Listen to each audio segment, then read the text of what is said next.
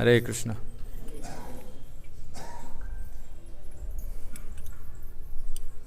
ಇವತ್ತು ಯಾವ ಶ್ಲೋಕ?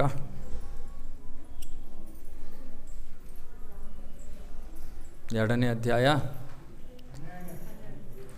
12 ಆಯ್ತಲ್ವಾ? ಹೋದ್ವಾರ 12 ಆಯ್ತಲ್ವಾ? ಯಾವುದು 12ನೇ ಶ್ಲೋಕ? ಅತ್ವೇವಾಹಂ ಜಾತು ನಾಸಂ ನ ತ್ವಂ ನೇಮೇ ಜನಾಧಿಪಾಃ ನ ಚೈವ ನ ಭವಿಷ್ಯಾಮಃ ಸರ್ವೇ ವಯಂ ಅತಃ ಪರಂ.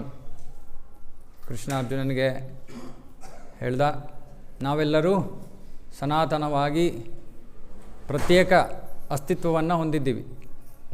ನಮ್ಮೆಲ್ಲರದು ಬೇರೆ ಬೇರೆ ಅಸ್ತಿತ್ವ, ನಾವು ಒಂದಾಗೋ ಪ್ರಶ್ನೆ ಇಲ್ಲ ಅನ್ನೋ ಒಂದು ವಿಷಯವನ್ನು ಕೃಷ್ಣ ಆತ್ಮಜ್ಞಾನವನ್ನು ಪ್ರಾರಂಭ ಮಾಡ್ತಾ ಇದ್ದಾನೆ.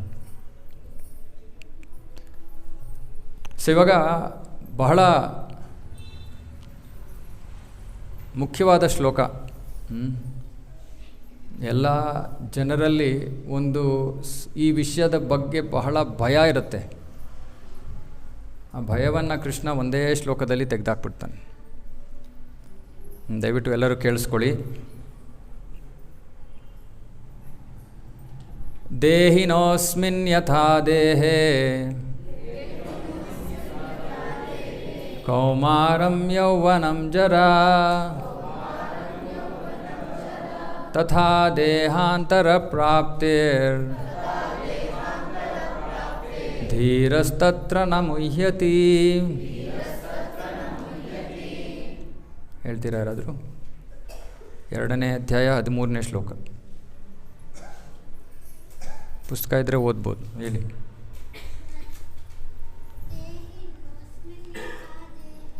ದೇಹಿನೋಸ್ಮಿನ್ ಯಥಾ ದೇಹೇ ಕೌಮಾರಂ ಯೌವನಂ ಜರಾ ತಥಾ ದೇಹಾಂತರ ಪ್ರಾಪ್ತಿರ್ ಧೀರಸ್ತತ್ರ ನ ಮುಹ್ಯತಿ. ಇನ್ಯಾರಾದರೂ ಓದ್ಬೋದು ಪುಸ್ತಕದಿಂದ. ಹೇಳಿ ಮಾತಾಜಿ. ದೇಹಿನೋಸ್ಮಿನ್ ಯಥಾ ದೇಹೇ ಕೌಮಾರಂ ಯೌವನಂ ಜರಾ ತಥಾ ದೇಹಾಂತರ ಪ್ರಾಪ್ತಿರ್ ಧೀರಸ್ತತ್ರ ನ ಮುಹ್ಯತಿ. ಈ ಕಡೆ ಹೇಳಿ ಮಾತಾಜಿ. ದೇಹಿನೋಸ್ಮಿನ್ ಯಥಾ ದೇಹೇ ಕೌಮಾರಂ ಯೌವನಂ ಜರಾ ತಥಾ ದೇಹಾಂತರ ಪ್ರಾಪ್ತಿರ್ ಧೀರಸ್ತತ್ರ ನ ಮುಹ್ಯತಿ. ಇವಾಗ ಒಂದು ಕಂಡೀಷನ್, ಗಂಡಸರು ಒಬ್ಬರು ಹೇಳಿಲ್ಲ ಅಂದರೆ ಮುಂದೆ ಬರೆಯಲ್ಲ ನಾವು. ನೋಡಿ, ಪ್ರೆಷರ್ ಹಾಕೋಣ ಸ್ವಲ್ಪ. ದೇಹಿನೋಸ್ಮಿನ್ ಯಥಾ ದೇಹೇ ಕೌಮಾರಂ ಯೌವನಂ ಜರಾ ತಥಾ ದೇಹಾಂತರ ಪ್ರಾಪ್ತಿರ್ ಧೀರಸ್ತತ್ರ ನ ಮುಹ್ಯತಿ. ತುಂಬ ಸುಂದರವಾದ ಶ್ಲೋಕ. ಇವಾಗ 2 ವಿಷಯಗಳಿವೆ. ಒಂದು ದೇಹ, ನಮಗೆ ತುಂಬ ಚೆನ್ನಾಗಿ ಗೊತ್ತಿರೋವಂಥ ವಿಷಯ ಅದು. ಇವತ್ತು ಆ ದೇಹದಲ್ಲಿ ಇರೋ ಅಂಥ ವ್ಯಕ್ತಿಯ ಬಗ್ಗೆ ಇಲ್ಲಿ ಸ್ವಲ್ಪ ವರ್ಣನೆ. ದೇಹ ಮತ್ತು ದೇಹಿ 2 ವಿಷಯಗಳಿವೆ. ಈ ಕಡೆ ಆ ಕಡೆ ನೋಡಬೇಡಿ. ಅವ್ರದ್ದು ದೇಹ ಹೋಗ್ತಾ ಇದೆ, ನಮ್ಮ ದೇಹ ಎಲ್ಲ ಇಲ್ಲೇ ಇರಲಿ. ಇಲ್ಲಿ ನೋಡಿ ಸ್ವಲ್ಪ. ದೇಹ, ದೇಹದಲ್ಲಿ ಇರೋಂಥವನನ್ನು ದೇಹಿ ಅಂತ ಕರೀತಾ ಇದ್ದಾನೆ ಕೃಷ್ಣ.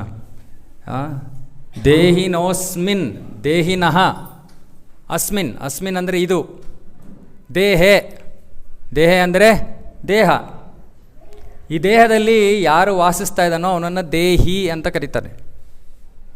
ದೇಹದಲ್ಲಿ ವಾಸಿಸುವಂತಹ ವ್ಯಕ್ತಿಯನ್ನು ದೇಹಿ, ದೇಹಿ ನೋಸ್ಮಿನ್ ಯಥಾ ದೇಹೆ. ಒಬ್ಬನೇ ದೇಹಿ ಇದ್ದಾನೆ ಈ ಶರೀರದಲ್ಲಿ, ಕೌಮಾರಂ ಯೌವನಂ ಜರ. ಕೌಮಾರಂ ಅಂದರೆ ಚಿಕ್ಕ ವಯಸ್ಸು, ಆಮೇಲೆ ಯೌವನ, ಆಮೇಲೆ ಜರ. ದೇಹ 3 ಹಂತಗಳ ಮೂಲಕ ಹೋಗ್ತಾ ಇದೆ. ಕೌಮಾರಂ ಯೌವನಂ ಜರ. ಆದರೆ ದೇಹಿ ಅವನೇ ಇದ್ದಾನೆ. ದೇಹಿ ಬದಲಾಗಲ್ಲ, ದೇಹ ಬದಲಾಗ್ತಾ ಇದೆ. ಅದಕ್ಕೆ ಇಲ್ಲಿ ಕೃಷ್ಣ ಹೇಳ್ತಾ ಇದ್ದಾನೆ, ಹೇಗೆ ದೇಹಿ ಈ ದೇಹ ಬದಲಾಗ್ತಾ ಇದ್ರೂ ಈ ದೇಹದಲ್ಲಿ ಒಬ್ಬ ದೇಹಿ ಇದ್ದಾನೆ. ದೇಹ ಬದಲಾಗ್ತಾ ಇದೆ, ಆದರೆ ಅವನು ಬದಲಾಗ್ತಾ ಇಲ್ಲ. ಸೊ ದೇಹ ಬದಲಾಯಿತು. ಬಾಲ್ಯ ದೇಹದಿಂದ ಯೌವನ ದೇಹ, ಆಮೇಲೆ ವೃದ್ಧಾಪ್ಯ ಎಲ್ಲ ಆಯಿತು. ಆಮೇಲೆ ಅದೇ ಮುಂದುವರಿಯುತ್ತೆ. ತಥಾ ದೇಹಾಂತರ. ದೇಹಾಂತರ ಅಂದರೆ ಈ ದೇಹವನ್ನು ಬಿಟ್ಟು ಇನ್ನೊಂದು ದೇಹ. ದೇಹಾಂತರ ಪ್ರಾಪ್ತಿರ್. ಇವಾಗ ಬಾಲ್ಯದಿಂದ ನಾವು ಯೌವನಕ್ಕೆ ಬಂದಾಗ ಟೆನ್ಷನ್ ಇತ್ತ ನಮಗೆ, ದೇಹ ಸಿಗಲ್ಲ ಅಂತ. ದೇಹ ಇತ್ತಲ್ಲ, ದೇಹ ಇತ್ತು, ಆ ದೇಹದಲ್ಲೇ ಇದ್ವಿ ನಾವು. ದೇಹ ಬದಲಾಗ್ತಾನೇ ಇದೆ.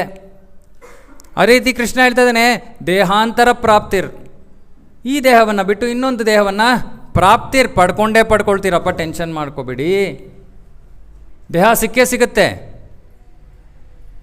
ಯಾವ ದೇಹಕ್ಕೋಸ್ಕರ ನಾವು ಹಗಲು ರಾತ್ರಿ ಕಷ್ಟಪಟ್ಟು ದುಡ್ಕೊಂಡು ಒದ್ದಾಡಿಕೊಂಡು ಕಷ್ಟಪಟ್ಟು ಜೀವನ ಮಾಡ್ತಾ ಇದ್ದೀವೋ ಅಂತಹ ಒಂದು ದೇಹ ಸಿಗುತ್ತೆ. ದೇಹ ಗ್ಯಾರಂಟಿ ಸಿಗೋದು. ಹಾಗಾಗಿ ನೀವು ದೇಹಕ್ಕಾಗಿ ಒದ್ದಾಡ್ತಾ ಇರೋದನ್ನು ಮುಂದುವರಿಸಿ. ಇಲ್ಲ, ಕೃಷ್ಣ ಹೇಳ್ತಾ ಇದ್ದಾನೆ, ದೇಹಿ ಶಾಶ್ವತನಾದವನು. ದೇಹಿ ಶಾಶ್ವತ. ದೇಹ ಬದಲಾಗ್ತಾ ಇರುತ್ತೆ. ಸೊ ಇದು ಬಹಳ ಬಹಳ ಮುಖ್ಯವಾದ ಒಂದು ವಿಷಯ. ನಾವು ದೇಹವನ್ನು ಪ್ರತಿ ಕ್ಷಣದಲ್ಲಿ ಬದಲಾಯಿಸ್ತಾ ಇದ್ದೀವಿ, ಪ್ರತಿ ಕ್ಷಣ. ವಿಜ್ಞಾನ ಡಾಕ್ಟರ್ಸ್ ಹತ್ರ ನೀವು ಹೋಗಿ ಕೇಳಿದ್ರೆ, ನಮ್ಮ ದೇಹದಲ್ಲಿರೋ ಸೆಲ್ 7 ವರ್ಷದಲ್ಲಿ ಒಂದು ಸತಿ ನಮ್ಮ ದೇಹದಲ್ಲಿರೋ ಎಲ್ಲ ಸೆಲ್ಲುಗಳು ಬದಲಾವಣೆಯಾಗೋಗಿರುತ್ತೆ. ದೇಹ ಯಾವುದರಿಂದ ಆಗಿರೋದು? ಸೆಲ್ಲಿಂದ. ಇವಾಗ ಈ ಸೆಲ್ಲು 7 ವರ್ಷದಲ್ಲಿ ನಮ್ಮದು ಸಂಪೂರ್ಣವಾಗಿ ಹೊಸ ಶರೀರ. ಪ್ರತಿ ಕ್ಷಣ ಬದಲಾಗ್ತಾನೇ ಇದೆ. ಆದರೆ 7 ವರ್ಷದಲ್ಲಿ ಒಂದು ಸತಿ ಪ್ರತಿ ಶರೀರನೇ ಬದಲಾಗೋಗಿರುತ್ತೆ. ಯಾರು ಬೇಜಾರು ಮಾಡ್ಕೊಳ್ತಾ ಇದ್ದೀವಾ? ಹೋಗಲಿ, ಚಿಕ್ಕ ವಯಸ್ಸಿನಲ್ಲಿ ಚಿಕ್ಕ ಮಗುವ ದೇಹ ಇತ್ತು, ಆಮೇಲೆ ಮಗು ದೊಡ್ಡದಾಯಿತು, ಸ್ಕೂಲ್ಗೆ ಹೋಗೋಕ್ಕೆ ಶುರು ಆಯಿತು. ತಂದೆ ತಾಯಿಂದ್ರೆ ಬೇಜಾರು ಮಾಡ್ಕೋತಾ ಇದ್ದಾರಾ? ಅಯ್ಯೋ, ನನ್ನ ಮಗು ದೊಡ್ಡವನಾಗ್ಬಿಟ್ಟ, ಮನೇಲೇ ಇರ್ತಾಯಿದ್ದೆ, ಇವಾಗ ಸ್ಕೂಲ್ಗೆ ಹೋಗ್ತಾ ಇದ್ದಾನೆ. ಸ್ಕೂಲ್ಗೆ ಹೋಗಲೇಬೇಕು. ಸ್ಕೂಲ್ಗೆ ಹೋಗಲಿಲ್ಲ ಅಂದರೆ ಅವನ ಹೊಟ್ಟೆಪಾಡು ಏನು? ತಂದೆ ತಾಯಿಂದ್ರು ಓಕೆ ಹೋಗಲಿ, ದೊಡ್ಡವನಾಗ್ತಾ ಇದ್ದಾನೆ, ಒಳ್ಳೇದಲ್ವ? ಹಾಗಾಗಿ ನಾವು ತಿಳ್ಕೋಬೇಕು, ನಮ್ಮ ಜೀವನದ ಯಾವ ಹಂತದಲ್ಲೂ ಕೂಡ ನಾವು ಈ ದೇಹ ಆಗಿದ್ದಕ್ಕೆ ನಾವು ಅಷ್ಟೊಂದು ಯೋಚನೆ ಮಾಡಲಿಲ್ಲ. ಸ್ವಲ್ಪ ದೇಹ ಕೈ ಕೊಡೋಕ್ಕೆ ಶುರು ಮಾಡಿದಾಗ ಸ್ವಲ್ಪ ಯೋಚನೆ ಮಾಡ್ತೀವಿ, ಅಯ್ಯೋ ಆದರೆ ಅಲ್ಲಿ ತನಕ ದೇಹ ಒಳ್ಳೆಯ ಸ್ಥಿತಿನಲ್ಲಿರೋ ತನಕ ನಾವು ಅದ್ರ ಬಗ್ಗೆ ಯೋಚನೆ ಮಾಡಲ್ಲ. ಚೆನ್ನಾಗಿ ನಡೀತಾ ಇದೆ, ಓಡಲಿ, ಗೋಬಿ ಮಂಚೂರಿಯನ್ ತಿನ್ಸೋಣ,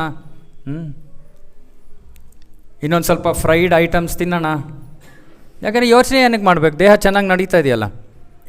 ಅದಕ್ಕೆ ಶಾಸ್ತ್ರದಲ್ಲಿ ಹೇಳ್ತಾರೆ, ಈ ದೇಹ ಚಲಿಸ್ತಾ ಇದೆಯಲ್ಲ, ಹಾಗಾಗಿ ನಮಗೆ ತುಂಬ ಯೋಚನೆ ಇಲ್ಲ ಅದರ ಬಗ್ಗೆ. ದೇಹ ಚಲಿಸದೆ ಒಂದು ಕಡೆ ಕೂತ್ಕೊಂಡು ಬಿಡುತ್ತಲ್ಲ, ಆವಾಗ ಯೋಚನೆ.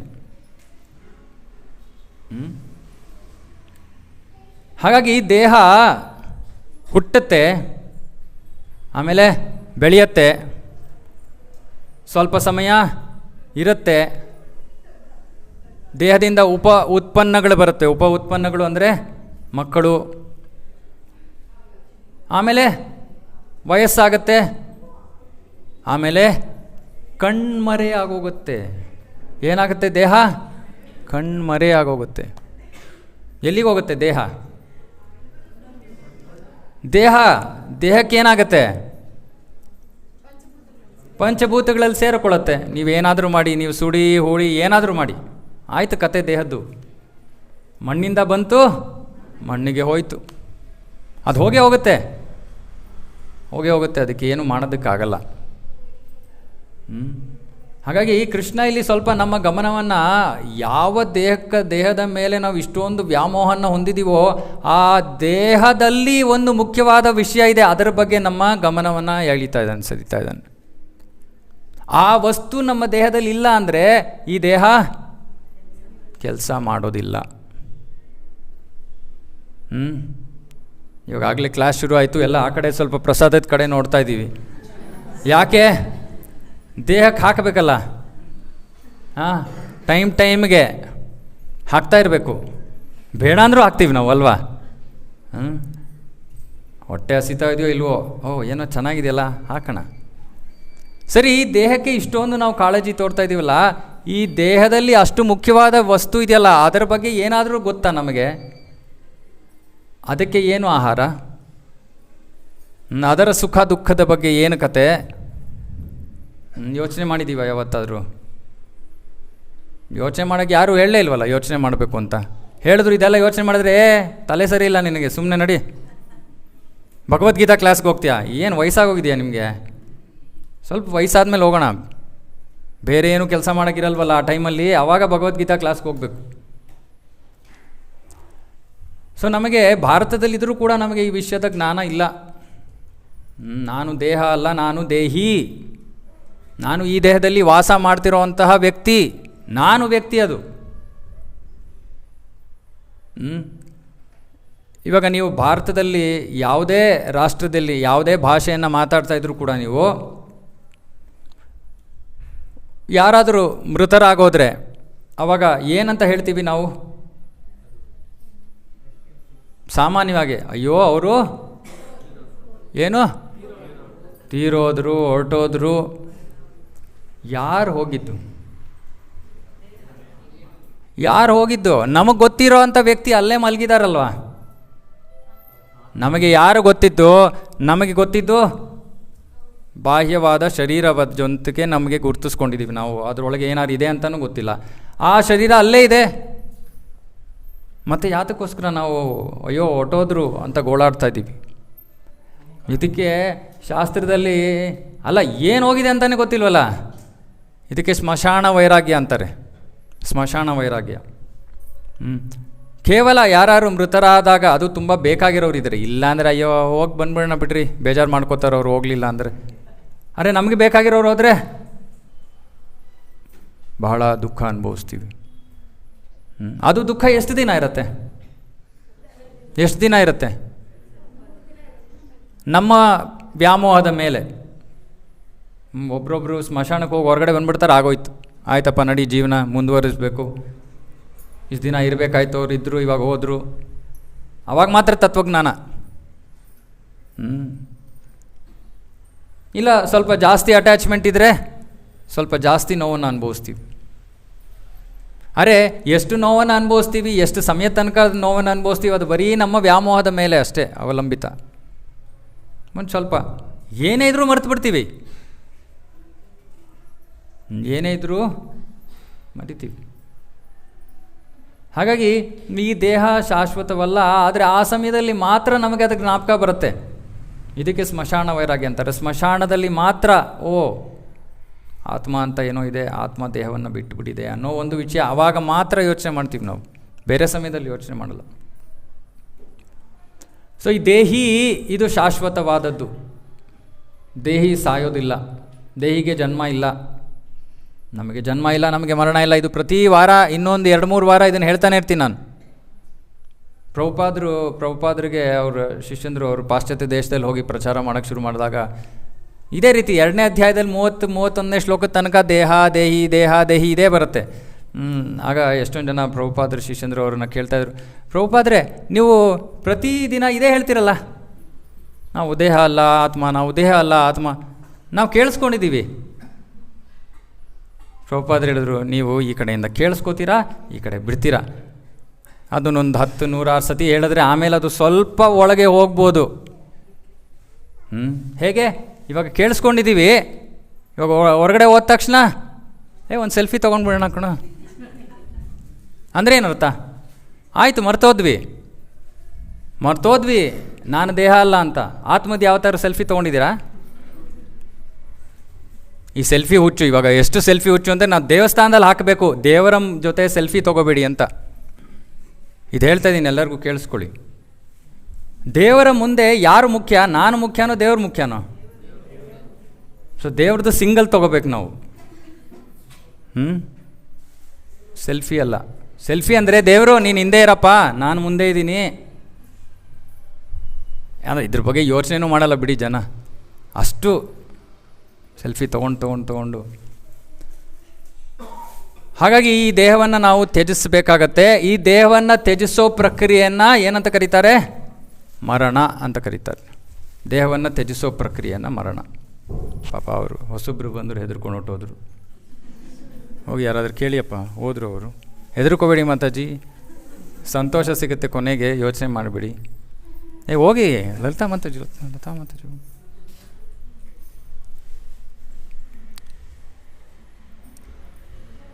ಅದಕ್ಕೆ ನಾವು ಗೀತಾ ಸಾರ ಮಾಡಿ ಆಮೇಲೆ ಭಗವದ್ಗೀತೆ ಆಳಕ್ಕೆ ಇಳಿಸ್ತೀವಿ. ಇಲ್ಲಾಂದರೆ ಎಷ್ಟೊಂದು ಜನಕ್ಕೆ ಇವೆಲ್ಲ ವಿಷಯಗಳಿಗೆ ಕೇಳಿದ್ರೆ ಅಯ್ಯೋ ಇದೇನಿದು ಮರಣ, ಮೃತ್ಯು, ಸಾವು. ಸೆಷನ್ ಕೊನೆ ತನಕ ಇದ್ದರೆ ಗೊತ್ತಾಗತ್ತೆ. ಇವಾಗಲೇ ಹೇಳಿದ್ನಲ್ಲ ನಮಗೆ ಸಾವೇ ಇಲ್ಲ ಅಂತ, ಯಾಕೆ ಹೆದರ್ಕೊಂಡು ಹೊಟ್ಟೋದ್ರು ಅವರು? ನಾವೇನೋ ಭೂತ ದೆವ್ವ ಅಂದ್ಕೊಂಬಿಟ್ರು ಅನಿಸುತ್ತೆ. ಎನಿವೆ, ಸೊ ಈ ದೇಹವನ್ನು ನಾವು ತ್ಯಜಿಸ್ತೀವಲ್ಲ, ಯಾವಾಗ ಈ ದೇಹವನ್ನು ನಾವು ತ್ಯಜಿಸ್ತೀವೋ ಅದಕ್ಕೆ ಮರಣ ಅಂತ ಹೇಳೋದು. ದೇಹವನ್ನು ಶಾಶ್ವತವಾಗಿ ಈ ದೇಹವನ್ನು ಬಿಟ್ಟು ಇನ್ನೊಂದು ದೇಹಕ್ಕೆ ಪ್ರವೇಶ ಮಾಡ್ತೀವಿ, ಅದನ್ನು ಮರಣ. ದೇಹವನ್ನು ಯಾಕೆ ತ್ಯಜಿಸ್ತೀವಿ ನಾವು? ತ್ಯಜಿಸೋ ಅವಶ್ಯಕತೆ ಏನು? ಯಾಕೆ ತ್ಯಜಿಸಬೇಕು ದೇಹ? ಕರ್ಮ ಸಮಯ. ನಮಗೆ ಈ ದೇಹದಲ್ಲಿ ಎಷ್ಟು ಕಾಂಟ್ರಾಕ್ಟ್ ಇತ್ತೋ ಮುಗೀತು. ಇಷ್ಟು ದಿನ ಈ ದೇಹದಲ್ಲಿ ಇರಬೇಕು, ಅಥವಾ ಇಷ್ಟು ಶ್ವಾಸಗಳ ತನಕ, ಉಸಿರಾಟ ತನಕ ಇರಬೇಕು ಅಂತ ಇದೆ ಅಷ್ಟೇ. ಇದ್ದಾದಮೇಲೆ ಹೋಗಬೇಕು, ಆ ಸಮಯ ಆದಮೇಲೆ ಹೋಗಬೇಕು. ಸೊ ದೇಹವನ್ನು ಯಾರೂ ಶಾಶ್ವತವಾಗಿ ಉಳಿಸ್ಕೊಳ್ಳೋಕ್ಕೆ ಆಗೋದಿಲ್ಲ. ಈ ದೇಹವನ್ನು ಶಾಶ್ವತವಾಗಿ ಉಳಿಸ್ಕೊಳ್ಳೋಕ್ಕಾಗಲ್ಲ. ಆದರೆ ಇನ್ನೊಂದು ದೇಹ ಇದೆ, ಅದನ್ನು ಶಾಶ್ವತವಾಗಿ ಉಳಿಸ್ಕೋಬೋದು. ಅದ್ರ ಬಗ್ಗೆ ಹೇಳ್ತೀನಿ ಆಮೇಲೆ. ಸೊ ಶಾಶ್ವತವಲ್ಲದ ದೇಹವನ್ನು ಬಿಟ್ಟು ಇನ್ನೊಂದು ದೇಹವನ್ನು ಸ್ವೀಕಾರ ಮಾಡ್ತೀವಿ. ಇವಾಗ ಈ ದೇಹದಲ್ಲಿ ನಮಗೆ ಸಮಯ ಆಯಿತು ಅಂದರೆ ಇನ್ನೊಂದು ದೇಹಕ್ಕೆ ಸಮಯ ಬಂದಿದೆ ಅಂತ ಅರ್ಥ. ಇವಾಗ ಇಲ್ಲಿ ಎಷ್ಟು ಜನರಿಗೆ ಇಲ್ಲಿ ಯಮರಾಜ ಗೊತ್ತು? ಇಲ್ಲ, ನಮ್ಮ ಕಾಂಟ್ಯಾಕ್ಟ್ ಲಿಸ್ಟಲ್ಲಿ ಇಲ್ಲ ಯಮರಾಜ. ಅವನ ವಾಟ್ಸಪ್ ಪ್ರೊಫೈಲ್ ಇಲ್ಲ ನಮ್ಮ ಹತ್ರ.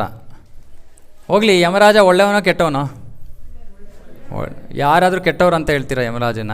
ಭಯ ಪಟ್ಕೋಬೇಡಿ, ಏನು ತೊಂದರೆ ಕೊಡಲ್ಲ ನಿಮಗೆ. ಒಳ್ಳೆಯವ್ರಿಗೆ ಕೆಟ್ಟವರು. ಯಮರಾಜನ ಕೆಲಸ ಏನು?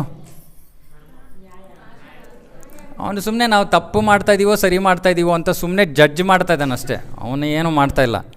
ಇವಾಗ ಪೊಲೀಸ್ನವರು ಒಳ್ಳೆಯವರು ಕೆಟ್ಟವರು ಅಂದ್ರೆ ಏನು ಹೇಳೋಕ್ಕಾಗತ್ತೆ? ಒಳ್ಳೆಯವರೇ. ಪೊಲೀಸ್ನವ್ರು ಇಲ್ಲ ಆದರೆ ಕಳ್ಳರು ಹೆಚ್ಚಾಗ್ತಾರಲ್ವಾ? ಹಾಗಾಗಿ ಯಮರಾಜ ಆ್ಯಕ್ಚುಲಿ 12 ಮಹಾಜನರಿದ್ದಾರೆ. ಆ ಮಹಾಜನರಲ್ಲಿ ಯಮರಾಜರು ಒಬ್ಬರು.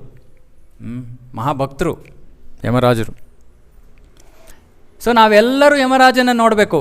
ಅವನ ಆಫೀಸಲ್ಲಿ ಅವನದೊಂದು ಆಫೀಸ್ ಒಂದಿದೆ. ಆಮೇಲೆ ಫೀಲ್ಡ್ ಆ್ಯಕ್ಟಿವಿಟಿ. ಇಲ್ಲಿ ಆಫೀಸಲ್ಲಿ ಅವನು ನಮಗೆ ಹೇಳ್ತಾನೆ ಏನಪ್ಪ ನಿಮ್ಮ ಕತೆ ಅಂತ. ಆಮೇಲೆ ಕತೆ ಅನುಭವಿಸೋದಕ್ಕೆ ಆಮೇಲೆ ಎಲ್ಲಿಗೆ ಹೋಗಬೇಕು? ನರಕಕ್ಕೆ. ಇದಕ್ಕೆ ಸಂಯಮನಿ ಅಂತ ಹೇಳ್ತಾರೆ. ಅವನ ಇರೋವಂಥ ಜಾಗ ಸಂಯಮನಿ ಅಂತ. ಸೊ ನಾವೆಲ್ಲರೂ ಯಮರಾಜನ ನೋಡೋಕ್ಕೆ ಹೋಗಬೇಕು. ಯಾವಾಗ? ಈ ದೇಹವನ್ನು ತ್ಯಜಿಸೋಕ್ಕೆ ಮುಂಚೆ. ಈ ದೇಹವನ್ನು ತ್ಯಜಿಸೋಕ್ಕೆ ಮುಂಚೆ. ಯಾಕೆ? ಇನ್ನೊಂದು ದೇಹ ಡಿಸೈಡ್ ಆಗಬೇಕು. ಇವಾಗ ನೀವು ಬಾಡಿಗೆ ಮನೇಲಿದ್ದೀರಾ, ಇನ್ನೊಂದು ಮನೆ ಗೊತ್ತು ಮಾಡ್ಕೊಳ್ಳೋದು ಈ ಮನೆ ಬಿಟ್ಬಿಡ್ತೀರಾ? ಇಲ್ಲ. ಸೊ ಗೊತ್ತು ಮಾಡ್ಕೊಳ್ಳೋದು ಸಾವಿಗೆ ಸ್ವಲ್ಪ ಸಮಯ ಮುಂಚೆ. ಆವಾಗ ನಾವು ಈ ದೇಹವನ್ನು ಬಿಟ್ಟು ಹೋಗ್ತೀವಿ. ಬಹಳ ಕ್ಷಣಿಕವಾಗಿ. ನಮ್ಗೆ ಗೊತ್ತಾಗಲ್ಲ, ಅದು ಯಾರಿಗೂ ಗೊತ್ತಾಗಲ್ಲ. ಹೋಗಿ ಯಮರಾಜನ ಆಫೀಸ್ಗೆ ಹೋಗ್ತೀವಿ. ಯಾರಿರ್ತಾರಲ್ಲಿ ಯಮರಾಜನ ಜೊತೆ? ಏನು ಮಾಡ್ತಾನೆ ಅವನು? Record keeper. ನಮ್ಮ ರೆಕಾರ್ಡೆಲ್ಲ ಅವನು ಇಟ್ಕೊಂಡಿದ್ದಾನೆ. ಸೊ ನಾವು ಬಂದ ತಕ್ಷಣ ಬನ್ನಿ ಸಂತೋಷವಾಗಿ ಕರಿತಾ ಇದ್ದಾನೆ ನಮ್ಮನ್ನು, ಬನ್ನಿ ಅಂತ.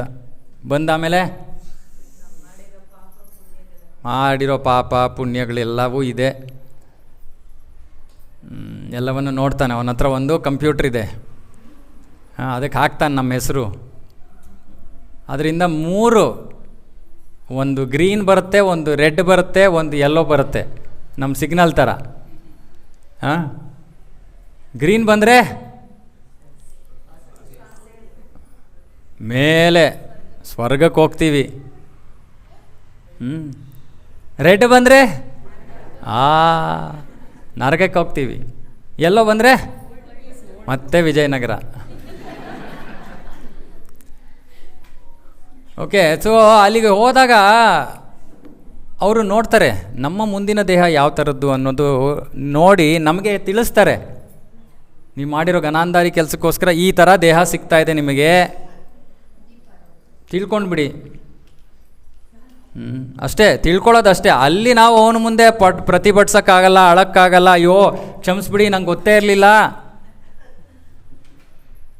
ಏನೂ ಮಾಡೋಕ್ಕಾಗಲ್ಲ. ಸುಮ್ಮನೆ ಅವ್ರು ಹೇಳಿದ್ದನ್ನು ಕೇಳಿಕೊಂಡು ಮತ್ತೆ ವಾಪಸ್ಸು ಈ ದೇಹಕ್ಕೆ, ಮತ್ತೆ ಈ ದೇಹದೊಳಗೆ ಮತ್ತೆ ಪ್ರವೇಶ ಮಾಡ್ತೀವಿ. ಆಮೇಲೆ ಪರ್ಮನೆಂಟಾಗಿ ಈ ದೇಹವನ್ನು ಬಿಟ್ಟು ಹೋಗ್ತೀವಿ. ಸೊ ದೇಹವನ್ನು ಬಿಟ್ಟು ಹೋಗೋ ಪ್ರಕ್ರಿಯೆ ಹೀಗೆ. ಆಮೇಲೆ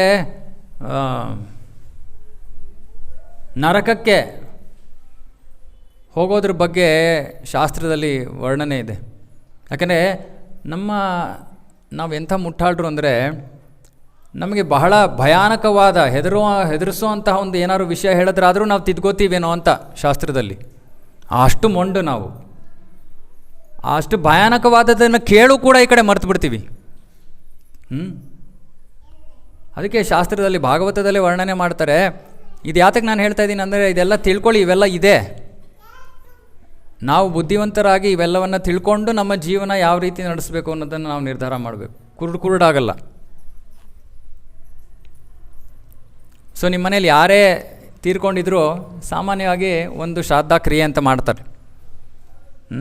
ಒಬ್ರೊಬ್ರು ಮನೆಯಲ್ಲಿ ಒಂದೊಂದು, ಒಬ್ರು 5 ದಿನ ಮಾಡ್ತಾರೆ, ಇನ್ನೊಬ್ರು 10 ದಿನ ಮಾಡ್ತಾರೆ.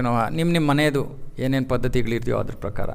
ಆದರೆ ಸಾಮಾನ್ಯವಾಗಿ ಶಾಸ್ತ್ರದ ಪ್ರಕಾರ ಯಾರು ಇದನ್ನು ಮಾಡ್ತಾರೋ, ನೀವು ಆ ಪೂಜೆಗಳಲ್ಲಿ ಕೂತಿದ್ದು ನಿಮಗೆ ಅರ್ಥ ಆಗ್ತಾರೆ ಅವ್ರು ಏನು ಮಾಡ್ತಾ ಇದ್ದಾರೆ ಅಂತ. ನಿಮಗೆ ಗೊತ್ತಾ, ಅವರಿಗೆ ಛತ್ರಿ ಕೊಡ್ತಾರೆ, ಚಪ್ಪಲಿ ಕೊಡ್ತಾರೆ, ಚಾಪೆ ಕೊಡ್ತಾರೆ. ಯಾರು ಕೊಡ್ತಾ ಇದ್ದೀವಿ ನಾವು ಇದನ್ನು? ಅಯ್ಯೋ ಅವ್ರೇನೋ ಶಾಸ್ತ್ರಿಗಳು ಯಾರು ಹೇಳಿದ್ರು ಕೊಟ್ಟವಪ್ಪ ಅಷ್ಟೇ, ನಮ್ಮ ಕೆಲಸ ಮುಗೀತು. ಯಾರು ಕೊಡ್ತಾ ಇದ್ದೀವಿ ಇದನ್ನು? ಸತ್ತಿರೋರಿಗೆ. ಏನಕ್ಕೆ ಬೇಕು ಅವ್ರಿಗೆ? ಆಯ್ತಲ್ಲ ಅವ್ರದ್ದು ಆಯ್ತಲ್ವ ಕತೆ, ಸುಟ್ಬಿಟ್ಟು ಬಂದ್ವಲ್ಲ. ಯಾವ ದೇಹಕ್ಕೆ ಚಪ್ಪಲಿ ಕೊಡಬೇಕು, ಯಾವ ದೇಹಕ್ಕೆ ಚಾಪೆ ಇದು ಕೊಡಬೇಕು, ಛತ್ರಿ ಕೊಡಬೇಕು, ಎಲ್ಲ ಆ ದೇಹವನ್ನು ಸುಟ್ಬಿಟ್ಟು ಬಂದಿದ್ದೀವಿ. ಇನ್ನೇನು ಕೊಡ್ತಾ ಇದ್ದೀವಿ? ಆತ್ಮಕ್ಕೆ ನಿಮ್ಮ ಬಟ್ಟೆ ಎಲ್ಲ ಆಗೋದಿಲ್ಲಪ್ಪ, ಅದು ಆಧ್ಯಾತ್ಮಿಕ. ಅದು ಅಲ್ಲ, ಏನಿದೆ ಹೇಳಿ? ಯಾರು ಹೋಗ್ತಾ ಇದ್ದಾರೆ? ಆತ್ಮಕ್ಕೆ ಇವಾಗ ಒಂದು ಹೊಸ ಶರೀರ ಸಿಕ್ಕಿದೆ. ಆ ದೇಹ ಎಂತಹ ದೇಹ ಅಂದರೆ, ಈ ದೇಹದ ಥರನೂ ಅಲ್ಲ, ಸಂಪೂರ್ಣ ಸೂಕ್ಷ್ಮನೂ ಅಲ್ಲ, ಮಧ್ಯದಲ್ಲಿ. ಆ ದೇಹ ಹೇಗಿದೆ ಅಂದರೆ, ಯಮಲೋಕಕ್ಕೆ ಹೋಗಿ ನರಕಲೋಕಕ್ಕೆ ಹೋಗಿ ನಾವು ಕಷ್ಟವನ್ನು ಅನುಭವಿಸಿದಾಗ ಸಾಯಲ್ಲ. ಇವಾಗ ಈ ಭೌತಿಕ ಜಗತ್ತಿನಲ್ಲಿ ತುಂಬ ಜೋರಾದ ನೋವು ಏನಾದ್ರು ಆದರೆ ವ್ಯಕ್ತಿ ಸತ್ತೋಗ್ಬಿಡ್ತಾನೆ. ತುಂಬ ಜೋರಾದ ಅಂದರೆ ಈ ದೇಹ ತಡ್ಕೊಳಕ್ಕೆ ಆಗದೇ ಇರೋಷ್ಟು ನೋವು ಕೊಟ್ಟಾಗ ದೇಹ ಕೊಲ್ಯಾಪ್ಸ್ ಆಗಿಬಿಡತ್ತೆ. ಇವಾಗ ಸಾವು ಅಂದ್ರೇನು? ಸಾವು ಅಂದರೆ ಪೂರ್ತಿ ಟೆಂಪ್ರೇಚರು ಫುಲ್ ಹೈ ಆಗಿಬಿಡುತ್ತೆ. ಅದಕ್ಕೆ ತಾನೇ ಡಾಕ್ಟ್ರ್ ಹೇಳೋದು 100, 4, 105 ಅಂದರೆ ಯೋಚನೆ ಸ್ವಲ್ಪ ತಣ್ಣೀರು ಹಾಕಿ. ಯಾಕೆ 107, 7, 8 ಆಗೋದ್ರೆ ಸಾಯೋ ಟೆಂಪ್ರೇಚರ್ ಅದು. ಸೊ ಸಾಯೋ ಸಮಯದಲ್ಲಿ ಏನಾಗುತ್ತೆ ಅಂದರೆ, ಈ ಟೆಂಪ್ರೇಚರ್ ಹಿಂಗೆ ಬುಸ್ ಅಂತ ಮೇಲೆ ಹೋಗುತ್ತೆ, ಆಮೇಲೆ ಏನಾಗುತ್ತೆ, ಫುಲ್ ತಣ್ಣಗಾಗ್ಬಿಡುತ್ತೆ. ಸೊ ಆ ದೇಹ ಇಷ್ಟೇ ತಡ್ಕೊಳಕ್ಕಾಗೋದು ದೇಹಕ್ಕೆ. ಇವಾಗ ಯಮಲೋಕಕ್ಕೆ ಹೋದಾಗ, ನರಕಲೋಕಕ್ಕೆ ಹೋದಾಗ ಈ ಎಲ್ಲ ನಿಯಮಗಳನ್ನು ಉಲ್ಲಂಘನೆ ಆಗುತ್ತೆ. ಫ್ರೈ ಆಗ್ತೀವಿ ನಾವು. ಏನಾಗ್ತೀವಿ? ಏನೇನು ಫ್ರೈ ಮಾಡಿದವ್ರಿಗೆ ಅಲ್ಲಿ ಫ್ರೈ? ಏನು ಫ್ರೈ ಮಾಡಿದವ್ರೆ ಅಲ್ಲಿ fry? Chicken fry, mutton fry, ಅವ್ರಿಗೆ ಅಲ್ಲಿ ಫ್ರೈ. ನಾನೇನು ಆಸೆ ಮಾಡ್ತಾ ಇಲ್ಲಪ್ಪ ಇಲ್ಲಿ, ಸೀರಿಯಸ್ಸು. ನಾವಿಲ್ಲಿ ಯಾವ ಜೀವಿಗೆ ಯಾವ ಥರ ತೊಂದರೆ ಕೊಟ್ಟಿರ್ತೀವೋ ಅಲ್ಲಿ ನಮ್ಗೆ ಅದೇ ಥರ ತೊಂದರೆ ಕೊಡ್ತಾರೆ. ಒಂದು ನಿಮಿಷ ಪೂರ್ತಿ ಕಥೆ ಹೇಳ್ಬಿಡ್ತೀನಿ. ಸೊ ಹಾಗಾಗಿ ಆ ಒಂದು ಶಿಕ್ಷೆಯನ್ನು ತಡ್ಕೊಳಕ್ಕೆ ಸಾಧ್ಯವಾಗುವಂತಹ ದೇಹ ನಮಗೆ ಸಿಗುತ್ತೆ. ಓಕೆ, ಈ ದೇಹದಲ್ಲಿ ಇನ್ನೂ ಬಾಯಾರಿಕೆ ಇದೆ. ಈ ದೇಹಕ್ಕೆ ಇನ್ನೂ ಆಹಾರ ಬೇಕು, ವಸ್ತ್ರ ಬೇಕು, ಇತ್ಯಾದಿ ಅಂತ ದೇಹ. ನಮ್ಮ ದೇಹ, ನಾವು ಯಾವ ದೇಹವನ್ನು ನೋಡಿದ್ವೋ ಅದನ್ನು ಬಿಟ್ಬಿಟ್ಟಿದ್ದೀವಿ, ಇನ್ನೊಂದು ದೇಹ ಪಡ್ಕೊಂಡಿದ್ದೀವಿ. ಆದರೆ ಅದಕ್ಕೆ ಇವೆಲ್ಲ ಅವಶ್ಯಕತೆ ಇದೆ. ಮತ್ತು ಗರುಡ ಪುರಾಣದಲ್ಲಿ, ಭಾಗವತ ಪುರಾಣದಲ್ಲಿ ಹೇಳ್ತಾರೆ, ಈ ಜೀವಿಯನ್ನು ಕರ್ಕೊಂಡು ಹೋಗೋಕೆ ಬರ್ತಾರಲ್ಲ, ಯಾರು ಬರ್ತಾರೆ? ನರಕಕ್ಕೆ ಹೋಗೋರನ್ನ ಕರ್ಕೊಂಡು ಹೋಗೋಕೆ ಯಾರು ಬರ್ತಾರೆ? ಎಲ್ಲ ಚೆನ್ನಾಗಿ ಗೊತ್ತಿರೋಂಗಿದೆ ನಿಮಗೆ. ಯಮದೂತರು ಬರ್ತಾರೆ. ಯಮದೂತರು ನೋಡೋಕ್ಕೆ ತುಂಬ ಸುಂದರವಾಗಿರ್ತಾರ? ಏನೋ ನಾವೇನೋ ರಾಕ್ಷಸರು ಅಲ್ಲದೆ ಇರೋ ಥರ ಮಾತಾಡ್ತಾ ಇದ್ದೀವಿ ನಾವು. ನಮ್ಗೇನಾರು ಗೊತ್ತಾ ನಮ್ಮ ಥರ ಯಾರ ಥರನೂ ಇರ್ತಾರೋ ಇಲ್ವೋ ಅನ್ನೋ ಯಮದೂತರು ಅಂತ? ಪಿಕ್ಚರಲ್ಲಿ ತೋರಿಸಿರೋದು ನೋಡಿದ್ದೀರಾ? ಹಿಂಗೊಂದು 2 ಕೊಂಬಿದ್ರೇ ಅವರು ಯಮದೂತರು ಅಂತ. ಯಮದೂತರು ಬಂದು ಕರ್ಕೊಂಡು ಹೋಗ್ತಾರೆ. ಅವ್ರೇನು ಪ್ರೀತಿಯಿಂದನ ಕರ್ಕೊಂಡು ಹೋಗ್ತಾರೆ ನಮ್ಮನ್ನ? ಹೆಂಗೆ ಕರ್ಕೊಂಡು ಹೋಗ್ತಾರೆ ನೋಡಿ, ಅಲ್ಲಿ ಮಾತಾಜಿ ತೋರಿಸ್ತಾ ಇದ್ದಾರೆ. ಚಾವಟಿ ಸ್ಕೂಲಲ್ಲಿ ಹೊಡಿತೀವಿ ನೋಡಿ ನಾವು, ಚಾವಟಿ ಹಿಡ್ಕೊಂಡು. ಎಂತಹ ರೋಡು ಚೆನ್ನಾಗಿರೋದು, ಗಾರ್ಡನಲ್ಲಿ ತುಂಬ ಪೂರ್ತಿ ಎಲ್ಲ ಹಸಿರಿದೆ, ಎಲ್ಲ ಕಡೆ ಗಾಳಿ ತಂಗಾಳಿ ಬೀಸ್ತಾ ಇದೆ. ಸುಡ್ತಾ ಇರೋಂತಹ ಬಿಸಿಲು. ಯೋಚನೆ ಮಾಡಿ, ಮರುಭೂಮಿಯಲ್ಲಿ ನೀವು ಚಪ್ಪಲಿ ಇಲ್ಲದೆ ನಡ್ಕೊಂಡೋದ್ರೆ ಹೆಂಗಿರುತ್ತೆ ನಿಮ್ಮ ಕತೆ? ಅಥವಾ ಬೇಡ, ಯಾಕೆ ನಮ್ಮ ಟಾರ್ ರೋಡಲ್ಲೇ ಸಾಕಲ್ವ, ಕುಣಿಯೋಕ್ಕೆ ಶುರು ಮಾಡ್ತೀವಿ ನಾವು 1-2 ಸೆಕೆಂಡ್ ಇದು. ಇವಾಗ ಆ ಜೀವಿ ತಾನು ಮಾಡಿರೋ ಕರ್ಮ ಫಲಕ್ಕೋಸ್ಕರ ಅವನು ಇವಾಗ ಅಲ್ಲಿ ನಡ್ಕೊಂಡು ಹೋಗಬೇಕು. ಎಲ್ಲಿ ತಪ್ಪಿಸ್ಕೊಳ್ಳೋಕ್ಕೆ ಸಾಧ್ಯನೇ ಇಲ್ಲ. ಯಾಕೆ? ಹಿಂದೆ ನಿಂತಿದ್ದಾರೆ ಯಮದೂತರು. ಚೂರು ಕೂತ್ಕೊಳ್ಳೋಕೆ ಹೋದರೆ ಚಾವಟಿ ಏಟು ಬೀಳುತ್ತೆ. ಕೂತ್ಕೊಳ್ಳೋಕ್ಕೂ ಸಮಯ ಇಲ್ಲ ಅಲ್ಲಿ. ಬರ್ತೀವಿ 1 ನಿಮಿಷ, ಅಲ್ಲಿ ತಂಗ ಬರ್ತೀವಿ. ಅದಕ್ಕೆ ತಾನೇ ಭಯ ಹುಟ್ಸಕ್ಕೆ ತಾನೇ ಮಾತಾಡ್ತಾ ಇರೋದು ಇಷ್ಟೊಂದು. ನೋಡಿ, ಕರೆಕ್ಟಾಗಿ ಅವರು ಸುಮ್ಮನೆ ನಮ್ಮ ಕತೆ ಎಲ್ಲ ಹೇಳಿ ಎದುರಿಸ್ಬೇಡಿಯಪ್ಪ, ಫೈನಲ್ ಕ್ಲೈಮ್ಯಾಕ್ಸ್ಗೆ ಹೋಗ್ಬಿಡಿ. ಬುದ್ಧಿವಂತಿಕೆ ಅದು. ಬರ್ತಾರೆ ಅವರು ಬರ್ಸ್ತೀವಿ ಇವಾಗ. ಕೊನೆಗೆ ಎಂಡ್ ಮಾಡ್ತೀವಿ ಅಜಾಮಿಳನ ಜೊತೆ ಇವತ್ತು. ಓಕೆ, ಯೋಚನೆ ಮಾಡಿ. ಇದೆಲ್ಲ ಹೇಳ್ತಾ ಇರೋದು ಕೊನೆಗೆ ಎಲ್ಲ ಒಳ್ಳೆಯದೇ. ಇದು ಯಾವುದು ಹೆದರಿಸ್ಕೊಂಡು ನಾವು ಈ ಥರ ಕಷ್ಟ ಅನುಭವಿಸ್ಬೇಕು ಅಂತಲ್ಲ. ಅರೆ, ಈ ವಿಷಯಗಳನ್ನ ತಿಳ್ಕೊಬೇಕು ನಾವು. ಸೊ ಹಾಗಾಗಿ ಆ ಒಂದು ಯಮಲೋಕಕ್ಕೆ ಹೋಗಬೇಕು, ನರಕ ಲೋಕಕ್ಕೆ ಹೋಗಬೇಕು ಅಂದರೆ ತುಂಬ ನೋವನ್ನು ಅನುಭವಿಸ್ತೀವಿ. ತುಂಬ ನೋವು. ಯಾಕೆ? ಸಿದ್ಧತೆ. ಅಲ್ಲಿಗೆ ಹೋಗಿ ಇನ್ನೂ ಅನುಭವಿಸ್ಬೇಕಾಗಿರೋದಿದೆ. ಇಲ್ಲಿ ಸ್ವಲ್ಪ ಪ್ರಿಪ್ರೇಷನ್ ಅಷ್ಟೇ ಇದು. ಆದರೂ ನಾವು ನಮ್ಮ ಪೂರ್ವಜರಿಗೆ ಪಾಪ, ಅಯ್ಯೋ ನಮ್ಮನ್ನೆಲ್ಲ ಎಷ್ಟು ಪ್ರೀತಿಯಿಂದ ನೋಡ್ಕೊಂಡಿದ್ದಾರೆ ಅಂದ್ಬಿಟ್ಟು ನಾವು ಅವ್ರಿಗೆ ಸಹಾಯ ಮಾಡ್ತಾಯಿದ್ದೀವಿ. ಸ್ವಲ್ಪ ನೀರು ತೊಗೊಳ್ಳಿ, ಸ್ವಲ್ಪ ಊಟ ತೊಗೊಳ್ಳಿ. ಅದೇ ಆ ಪಿಂಡ ಉದಕ, ಚಪ್ಪಲಿ, ಛತ್ರಿ, ಚಾಪೆ ಇತ್ಯಾದಿ ಅವ್ರಿಗೆ. ಅಯ್ಯೋ ಪಾಪ ಸ್ವಲ್ಪ ನೀರಾದರೂ ಸಿಗಲಿ ಅವ್ರಿಗೆ. ಯಾಕೆ? ಯಮದೂತರಂತೂ ಕೊಡಲ್ಲ, ಒಂದು ತೊಟ್ಟು ನೀರು ಕೊಡಲ್ಲ ಅವರು. ಕೇಳ್ತಾರೆ, ನಿಮ್ಮ ಪೀಳಿಗೆ ಅವ್ರು ಯಾರು ಇದ್ದರೆ ಅವ್ರ ಹತ್ರ ತರಿಸ್ಕೊಳ್ರಿ ಅಂತಾರೆ. ಅವ್ರು ನೋಡ್ತಾರೆ ಇಲ್ಲಿ ನಮ್ಮನ್ನು ಕೆಳಗಡೆ. ನಾವೆಲ್ಲ ಇವಾಗ ತುಂಬ ಮಾಡರ್ನ್ ಆಗಿಬಿಟ್ಟಿದ್ದೀವಲ್ವಾ. ಇದೆಲ್ಲ ಯಾರು ಮಾಡ್ತಾರೆ? ಮೂಢನಂಬಿಕೆ. ಸರಿಯಪ್ಪ, ನಮ್ಮಪ್ಪ ನಮ್ಮ ತಾತ ಪಾಪ ನಮ್ಮನ್ನು ಎಷ್ಟು ಪ್ರೀತಿಯಿಂದ ನಮಗೆ ನೀರು ಕೊಟ್ಟು ಆಹಾರ ಕೊಟ್ಟು ಎಲ್ಲ ನೋಡ್ಕೊಂಡಿದ್ದಾರೆ. ನಾವಿವಾಗ ಒದ್ದಾಡ್ಕೊಳ್ಳಿ ಬಿಡ್ರಿ. ಇದು ಗೊತ್ತಿಲ್ಲ ನಮಗೆ. ಇದು ಗೊತ್ತಿಲ್ಲ. ನಮ್ಮ ಜವಾಬ್ದಾರಿ ಅವರು ಸತ್ತೋಗ್ಬಿಟ್ರು ಅಂತ ಆಗೋಯ್ತಾ? ಇಲ್ಲ. ಅದಕ್ಕೆ ಮನುಷ್ಯನ ಜನ್ಮ ಬಹಳ ಜವಾಬ್ದಾರಿಯ ಜೀವನ, ಮನುಷ್ಯನ ಜೀವನ. ನಾವು ಪ್ರಾಣಿಗೆ ಹೋಗಿ ಇವೆಲ್ಲ ಹೇಳೋಕ್ಕಾಗತ್ತಾ? ನಿಮ್ಮ ತಾತ ನೋಡಪ್ಪ ಅಲ್ಲಿ ನರಕದಲ್ಲಿದ್ದಾನೆ, ಸ್ವಲ್ಪ ಹೆಲ್ಪ್ ಮಾಡಿ. ಬೌ ನಾವು ಇವಾಗ ಹಂಗೆ ಆಡ್ತಾ ಇರೋದು. ಯಾರೋ ನಿಮ್ಗೆ ಹೇಳಿದ್ನೋ ಇಲ್ವೋ ಇಲ್ಲಿ ಗೊತ್ತಿಲ್ಲ, ಯಾವ ಕ್ಲಾಸಲ್ಲಿ ಹೇಳಿದೆ ಅಂತ. ಯಾರೋ ಗೊತ್ತಿರೋರು ಪುರೋಹಿತರು ಇದೆಲ್ಲ ಶ್ರಾದ್ದ ಎಲ್ಲ ಮಾಡ್ತಾರಲ್ಲ, ಅವ್ರು ಹೇಳ್ತಾಯಿದ್ರು, ಸರ್ ಈಗಿನ ಕಾಲದಲ್ಲಿ ಹೆಂಗಾಗಿದ್ದಾರೆ ಗೊತ್ತಾ ಸರ್ ಅಂದರು. ಏನಪ್ಪ ಏನಾಯಿತು? ಸರ್ ಯಾರೋ ಅಮೇರಿಕಾದಲ್ಲಿದ್ದರು ಸರ್, ಅವ್ರ ಮಗಂದು ಅವ್ರ ತಂದೆಯವ್ರದ್ದು ಶ್ರಾದ್ದ ಇತ್ತು, ಅಲ್ಲಿಂದಾನೇ ಫೋನ್ ಮಾಡಿದ್ರು. ನಮ್ಗೆ ಗೊತ್ತಿರೋರು ಅಲ್ಲಿಂದಾನೇ ಫೋನ್ ಮಾಡಿದ್ರು. ಸ್ವಾಮಿ ಹಿಂಗೆ ನಮ್ಮ ತಂದೆಯವ್ರದ್ದು ಇದಿದೆ, ಕ್ರಿಯೆ ಇದೆ, ಮಾಡ್ತೀರಾ? ಆಯಿತು ಮಾಡೋಣ ಬನ್ನಿ. ಇಲ್ಲ ನಾನು ಬರೋಕ್ಕಾಗಲ್ಲ, ನಾನು ಅಮೇರಿಕಾದಲ್ಲಿದ್ದೀನಿ, ನೀವೇ ಮಾಡಿಬಿಡಿ. ಜೋಕಲ್ಲ ಇದು, ಅವ್ರು ಹೇಳಿದ್ದು ನೀವೇ ಮಾಡಿಬಿಡಿ ಅಂತ. ಹಿಂಗೆ ಇಷ್ಟು ಜವಾಬ್ದಾರಿ, ಇಷ್ಟು ವಿಷಯ ನಾವು ತಿಳ್ಕೊಂಡಿರೋದು ಅಮೇರಿಕಾಗೆ ಹೋಗಿ. ಸೊ ಹಾಗಾಗಿ ಇದೆಲ್ಲ ನಾವು ತಿಳ್ಕೋಬೇಕು. ಬಹಳ ವಿಷಯಗಳಿದೆ, ಬಹಳ ಜವಾಬ್ದಾರಿಯನ್ನು ನಾವು ತಗೋಬೇಕು ಮನುಷ್ಯ ಜೀವನದಲ್ಲಿ. ವಿಶೇಷವಾಗಿ ನಮ್ಮನ್ನು ಹುಟ್ಟಿಸಿ, ನಮ್ಮನ್ನು ಬೆಳೆಸಿ, ನಮಗೆ ಎಲ್ಲ ಥರ ಆರೈಕೆ ಮಾಡಿದ್ದಂತಹ ತಂದೆ ತಾಯಂದಿರಿಗೆ ನಾವು ಕರ್ತವ್ಯಗಳನ್ನು ಮಾಡ್ತಾಯಿಲ್ಲ.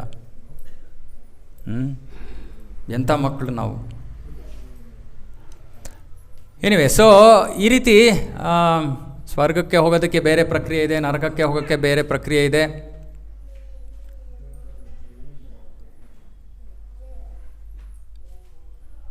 ಈ ದೇಹದಲ್ಲಿ ನಮಗೆ ಸಮಯ ಮುಗಿದಾದ ಮೇಲೆ ನಾವು ಈ ಜನ್ಮದಲ್ಲಿ ಮಾಡಿರುವಂತಹ ಕರ್ಮಗಳ ಪ್ರಕಾರವಾಗಿ ನಮಗೆ ಇನ್ನೊಂದು ದೇಹ ಕೊಡ್ತಾರೆ. ದೇಹ ಸಿಗುತ್ತೆ. ಅದು ಒಳ್ಳೆಯ ಕಾರ್ಯಗಳನ್ನು ಮಾಡಿದರೆ, ನಾವು ಪುಣ್ಯಕರವಾದ ಕಾರ್ಯಗಳನ್ನು ಮಾಡಿದರೆ ಸ್ವರ್ಗಲೋಕಕ್ಕೆ ಯೋಗ್ಯವಾಗಿರುವಂತಹ ದೇಹ ಸಿಗುತ್ತೆ. ತುಂಬ ಕೆಟ್ಟ ಕೆಲಸಗಳು ಮಾಡಿ ಇನ್ನೊಬ್ಬರಿಗೆ ನೋವನ್ನು ಕೊಡುವಂಥ ಕೆಲಸಗಳು ಮಾಡಿದರೆ ನರಕ ಲೋಕಕ್ಕೆ ಹೋಗಬೇಕಾಗತ್ತೆ. ಅದಕ್ಕೆ ಸೂಕ್ತವಾದ ದೇಹ ಇಲ್ಲ ಅಂದರೆ ಮತ್ತೆ ಇಲ್ಲಿಗೆ ವಾಪಸ್ ಬರೋದಕ್ಕೆ ಬರ್ಬೋದು. ದೇಹವನ್ನು ನಾವು ತ್ಯಜಿಸಲೇಬೇಕು. ಮುಖ್ಯವಾದ ವಿಷಯ ಏನು ಅಂದರೆ ಯಾವ ತರಹದ ದೇಹವನ್ನು ಪಡ್ಕೋತೀವಿ ಅನ್ನೋದು ಮುಖ್ಯವಾದ ವಿಷಯ. ದೇಹ ಸಿಗುತ್ತೆ. ಇವಾಗ ಪ್ರಭುಗಳು ಒಂದು ಪ್ರಶ್ನೆ ಕೇಳಿದ್ರು. ಅದಕ್ಕಿಂತ ಮುಂಚೆ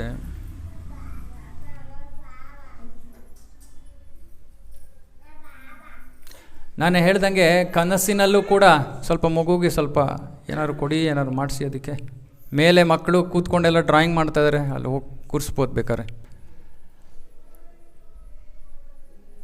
ಸೊ ಹಾಗಾಗಿ ಈ ದೇಹವನ್ನು ಯಾರು ತ್ಯಜಿಸಿದ್ರೆ, ಈ ಶ್ಲೋಕದಲ್ಲಿ ಕೃಷ್ಣ ಹೇಳ್ತಾ ಇದ್ದಾನೆ, ಧೀರಸ್ತತ್ರನ ಮುಹ್ಯತಿ.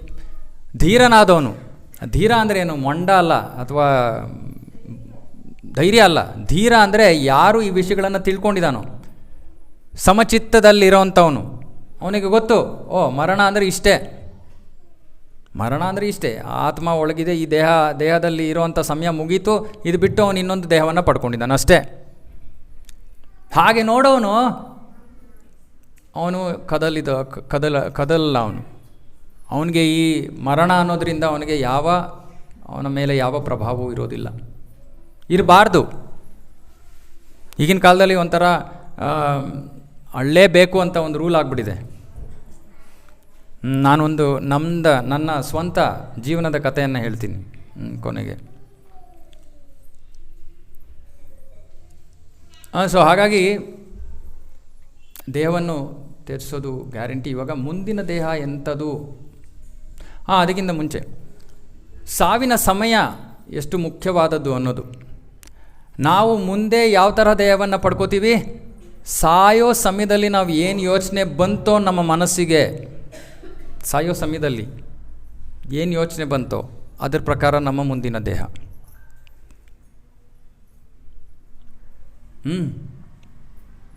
ಏನೆಲ್ಲ ಫುಲ್ ಶಾಕ್ ಆಗ್ಬಿಟ್ಟಿದ್ದಾರೆ ಹಂಗೆ.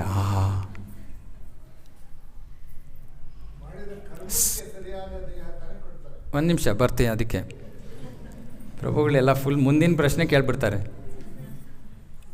ಯಾವ ಥರ ಯೋಚನೆ ಬರುತ್ತೆ ನಮಗೆ? ಯಾವ ಥರ ಯೋಚನೆ ಬರುತ್ತೆ? ಇವಾಗ ಉದಾಹರಣೆಗೆ, ಇವಾಗ ನಾನು ಸುಮ್ಮನೆ ಕೂತ್ಕೊಂಡಿದ್ದೀನಿ, ಇವಾಗ ನನಗೇನು ಕೆಲಸ ಇಲ್ಲ ಅಂತ ಇಟ್ಕೊಳ್ಳಿ. ನನ್ನ ಮನಸ್ಸಲ್ಲಿ ಏನೋ ಯೋಚನೆ ಬರುತ್ತೆ. ಯಾವ ತರಹ ಯೋಚನೆಗಳು ನನ್ನ ಮನಸ್ಸಿಗೆ ಬರ್ತಾ ಇದೆ? ಇವಾಗ ನಿಮ್ಮ ಮನಸ್ಸಿಗೆ ಬರೋ ಯೋಚನೆಗಳು, ನನ್ನ ಮನಸ್ಸಿಗೆ ಬರೋ ಯೋಚನೆಗಳು ಒಂದೇ ಥರ ಇರುತ್ತೋ, ಬೇರೆ ಬೇರೆ ಇರುತ್ತೋ? ಯಾವುದರ ಮೇಲೆ ಆ ಯೋಚನೆಗಳು ಬರುತ್ತೆ? ಯಾವ ಥರ ಜೀವನ ನಡೆಸಿರ್ತೀವೋ ಅದರ ಪ್ರಕಾರ. ಸರಳವಾದದ್ದು. ಯಾವ ರೀತಿ ನಾವು ಜೀವನ ನಡೆಸಿದ್ದೀವೋ ಅದರ ಪ್ರಕಾರ ನಮ್ಮ ಯೋಚನೆಗಳು. ಯಾರೋ ಪಾಪ ಅವನು ಕೆಲಸನೇ ಇನ್ನೊಬ್ಬರು ದರೋಡೆ ಮಾಡೋದು, ಅವನು ಏನು ಯೋಚನೆ ಮಾಡ್ತಾ ಇರ್ತಾನೆ? ನೆಕ್ಸ್ಟ್ ಎಲ್ಲಿಗೆ ಹೋಗಬೇಕು, ಏನು ಮಾಡಬೇಕು. ಯಾಕಂದರೆ ಅವನ ಜೀವನದಲ್ಲಿ ಅದೇ ಮುಖ್ಯವಾದ ವಿಷಯ, ಅವನು ಅದ್ರ ಬಗ್ಗೆ ಯೋಚನೆ ಮಾಡ್ತಾನೆ. ಸೊ ನಾವು ಜೀವನವನ್ನು ಯಾವ ರೀತಿ ನಡೆಸ್ತಾ ಇದ್ದೀವೋ, ಆ ಜೀವನ ಹೇಗೆ ನಡೆಸ್ತೀವಿ ಅನ್ನೋದ್ರ ಆಧಾರದ ಮೇಲೆ ನಮ್ಮ ಕೊನೆಯ ಸಮಯದಲ್ಲಿ ನಮಗೆ ಬರೋ ಯೋಚನೆ. ಅದನ್ನು ನಾವು ನಿರ್ಧಾರ ಮಾಡೋಕ್ಕಲ್ಲ. ಆಯಿತು, ಏನಿಲ್ಲ, ಇವಾಗ ಒಂದು ಸ್ವಲ್ಪ ವಯಸ್ಸಾಗಿ ಇನ್ನೇನು ಹೊಟ್ಟೋಗ್ಬಿಡ್ತೀನಿ ಅಂದಾಗ ನನ್ನ ಮನಸ್ಸೆಲ್ಲ ಚೇಂಜ್ ಮಾಡಿಬಿಡ್ತೀನಿ, ಫೆನೈಲ್ ಹಾಕಿ ತೊಳೆದ್ಬಿಡ್ತೀನಿ ಒಳಗಡೆ. ಸಾಧ್ಯನಾ? ಸೊ ಹಾಗಾಗಿ ಶಾಸ್ತ್ರದಲ್ಲಿ ಕೃಷ್ಣ ಭಗವದ್ಗೀತೆಯಲ್ಲಿ ಹೇಳ್ತಾನೆ, ಅದನ್ನು ನಾವು ಜೀವಂತವಾಗಿರುವಾಗ ನಮ್ಮ ಯೋಚನೆಗಳನ್ನು ಬದಲಾಯಿಸಬೇಕು. ನಮ್ಮ ಯೋಚನೆಗಳ ಬಗ್ಗೆ ಫಸ್ಟು ಯೋಚನೆ ಮಾಡಬೇಕು. ನಾವು ಯಾವ ಥರ ವಿಷಯಗಳನ್ನು ನಾನು ಬಗ್ಗೆ ಯೋಚನೆ ಮಾಡ್ತಾ ಇದ್ದೀನಿ, ಇದು ಒಳ್ಳೆಯದೋ ಕೆಟ್ಟದ್ದೋ ಅನ್ನೋದ್ರ ಬಗ್ಗೆ ನಾವು ಯೋಚನೆ ಮಾಡಬೇಕು. ಅದಕ್ಕೆ ಚಿಂತನಾಶೀಲ ವ್ಯಕ್ತಿ ಅಂತಾರೆ. ಚಿಂತನಾಶೀಲ ಅಂದರೆ ಸ್ವಲ್ಪ ಯೋಚನೆಯನ್ನು ಮಾಡುವಂಥ ವ್ಯಕ್ತಿ. ಚಿಂತೆ ಅಲ್ಲ, ಚಿಂತನೆ. ನಾವೆಲ್ಲರೂ ಚಿಂತೆ ಮಾಡೋಕ್ಕೆ ಫ್ರೀ. ಚಿಂತೆ ಅಂದರೆ ಯೋಚನೆ, ಅಂದರೆ ಟೆನ್ಷನ್ ಮಾಡ್ಕೊಳ್ಳೋಕೆ ಎಲ್ಲರೂ ಮಾಡ್ಕೋತಾರೆ. ಆದರೆ ನನ್ನ ಮನಸ್ಸಲ್ಲಿ ಬರ್ತಾರೋ ಯೋಚನೆಗಳು ಸರಿನೋ ತಪ್ಪೋ ಅನ್ನೋದು ಯಾವಾಗ ಯೋಚನೆ ಮಾಡಿದ್ದೀವಿ ನಾವು? ಅದನ್ನು ಯೋಚನೆ ಮಾಡಬೇಕು. ಯಾಕಂದರೆ ಅದೇ ಬರೋದು. ಸಾಯೋ ಸಮಯದಲ್ಲಿ ಇವಾಗ ಹೇಗೆ ಬರ್ತಾ ಇದೆಯೋ ಅದೇ ರೀತಿ ಕೊನೆಯಲ್ಲೂ ಬರುತ್ತೆ. ಹಾಗಾಗಿ ಜೀವನ ಇಡೀ ನಾವು ಯಾವ ತರಹದ ವಿಷಯಗಳನ್ನು ಕೇಳ್ತಾ ಇದ್ದೀವಿ, ಯಾವ ತರಹ ಜನರ ಸಂಘವನ್ನು ಮಾಡ್ತಾ ಇದ್ದೀವಿ, ಇದೆಲ್ಲವೂ ಕೂಡ ನಮ್ಮ ಮೇಲೆ ಪ್ರತಿ ಕ್ಷಣ ಪ್ರಭಾವ ಬೀರ್ತಾ ಇದೆ. ಅದಕ್ಕೆ ನಾನು ಹೇಳ್ದಲ್ಲ, ಇದರಿಂದ ಎಷ್ಟು ಹಾಳಾಗ್ತಾ ಇದೆ ಅಂದರೆ ಇವತ್ತಿನ ಸಮಾಜ ಏನು ಕಂಟ್ರೋಲ್ ಇಲ್ಲದೆ ಏನು ಬೇಕಾದ್ರೆ ಬರ್ತಾ ಇದರಲ್ಲಿ. ಯಾರು ಬೇಕಾದ್ರೆ ಏನು ಬೇಕಾದ್ರೆ ಕಳಿಸ್ಬೋದು. ಹೌದಾ?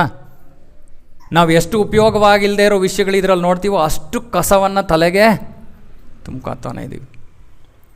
ನಮ್ಮ ಜೀವನ ಅದರ ಮೇಲೆ ರೂಪಿತವಾಗ್ತಾ ಇದೆ, ನಮಗೆ ಗೊತ್ತಾಗ್ತಾನೂ ಇಲ್ಲ. ನಾವಿಷ್ಟು ಬುದ್ಧಿವಂತರು. ಅರೆ, ಇದು ನಮ್ಮ ಜೀವನವನ್ನು ಹೇಗೆ ಬದಲಾಯಿಸ್ತಾ ಇದೆ ಅಂತ ನಮಗೆ ಗೊತ್ತಾಗ್ತಾ ಇಲ್ಲ. ಹೇಗೆ ಬದಲಾಯಿಸಿದೆ ಹೇಳ್ತೀರಾ ಯಾರಾದರೂ? ಈ ಮೊಬೈಲ್ ಫೋನ್, ಸ್ಮಾರ್ಟ್ ಫೋನ್ ಹೇಗೆ ಜೀವನ ಬದಲಾಯಿಸಿದೆ? ನಾನು ಉಪಯೋಗಿಸ್ತಾ ಇದ್ದೀನಿ ಇದನ್ನು. ಅರೆ, ನಾನು 2 ಕೆಲಸ ಮಾಡಿದ್ದೀನಿ ಇದರಲ್ಲಿ. ಬ್ರೌಸರ್ ಇಲ್ಲ, ಯೂಟ್ಯೂಬ್ ಇಲ್ಲ. ಅಲ್ಲ, ಅಡಿಕ್ಷನ್ನಿಂದ ಏನಾಗ್ತಾ ಇದೆ? ಜೀವನ ಹೇಗೆ, ನಮ್ಮ ಜೀವನದ ಮೇಲೆ ಇದು ಹೇಗೆ ಪ್ರಭಾವ ಬೀರ್ತಾ ಇದೆ? ಅದಕ್ಕೆ ಭಗವದ್ಗೀತಾ, ಅಯ್ಯೋ ವಾಟ್ಸಾಪು ಮೊಬೈಲ್ ಫೋನ್ ಬಗ್ಗೆ ಎಲ್ಲ ಯಾಕಪ್ಪ ಮಾತಾಡ್ತೀರಾ? ಯಾಕಂದರೆ ಭಗವದ್ಗೀತೆಯಲ್ಲಿ ಇದೇ ಕೃಷ್ಣ ಹೇಳ್ಕೊಡ್ತಾ ಇರೋದು ನಮಗೆ. ಜೀವನ ಹೇಗೆ ನಡೆಸಬೇಕು ಅನ್ನೋದು ಹೇಳ್ಕೊಡ್ತಾ ಇರೋದು ಕೃಷ್ಣ ಭಗವದ್ಗೀತೆಯಲ್ಲಿ. ಇವಾಗ ನನಗೆ ಹೇಳಿ, ಈ ಮೊಬೈಲ್ ಫೋನಿಂದ ನಮ್ಮ ಜೀವನ ಯಾವ ರೀತಿ ನಮ್ಮ ಮೇಲೆ ಇದು ಪ್ರಭಾವ ಬೀರಿದೆ? ನಮ್ಮ ಜೀವನ ಓಕೆ ಒಳ್ಳೆಯ ದಿಕ್ಕಿನಲ್ಲಿ ಆಗಿದೆ ಅಂತಲೂ ಹೇಳ್ಬೋದು, ಇಲ್ಲ ಕೆಟ್ಟ ದಿಕ್ಕಿನಲ್ಲಿ ಹೋಗಿದೆ ಅಂತಲೂ ಹೇಳ್ಬೋದು. ನಿಮ್ಮ ಇಷ್ಟ, ನೀವು ಹೇಗೆ ನೋಡ್ತಾ ಇದ್ದೀರೋ ಅದನ್ನು ಅದ್ರ ಪ್ರಕಾರ. ಅರೆ, ಸ್ವಲ್ಪ ಏನಾದ್ರು ಹೇಳಿ. ಉಪಯೋಗಿಸ್ಕೊಳ್ಳೋ ರೀತಿ ಆಯಿತು. ಇವಾಗ ನಾವೆಲ್ಲ ಹೇಗೆ ಉಪಯೋಗಿಸ್ಕೋತಾ ಇದ್ದೀವಿ ಅದ್ರ ಪ್ರಕಾರ ಹೇಳೋಣ. ಅಲ್ಲ, ಯಾವ ಥರ ಅವನತಿ? ಫಾಸ್ಟಾಗೆಲ್ಲ ಸಿಗಬೇಕು. ಓಕೆ, ಸ್ಮಾರ್ಟಾಗಿ ವರ್ಕ್ ಮಾಡಬೇಕು, ಯಾವುದು ಕಷ್ಟಪಡೋಂಗಿಲ್ಲ. ಓಕೆ, ಇದೆಲ್ಲ ಒಳ್ಳೆಯದೇ ಅಲ್ವಾ ಒಂದು ರೀತಿಯಲ್ಲಿ? ಇದರಿಂದ ಏನು ಸಮಸ್ಯೆ ಏನಿದೆ? ಸ್ಮಾರ್ಟಾಗಿ ವರ್ಕ್ ಮಾಡಬೇಕು, ಓಕೆ, ಒಳ್ಳೆಯದು. ಫಾಸ್ಟಾಗಿ ಮಾಡಬೇಕು, ಮಾಡೋದು ಒಳ್ಳೆಯದು. ಹಣ ಕಳ್ಕೊಬೋದು. ಓಕೆ,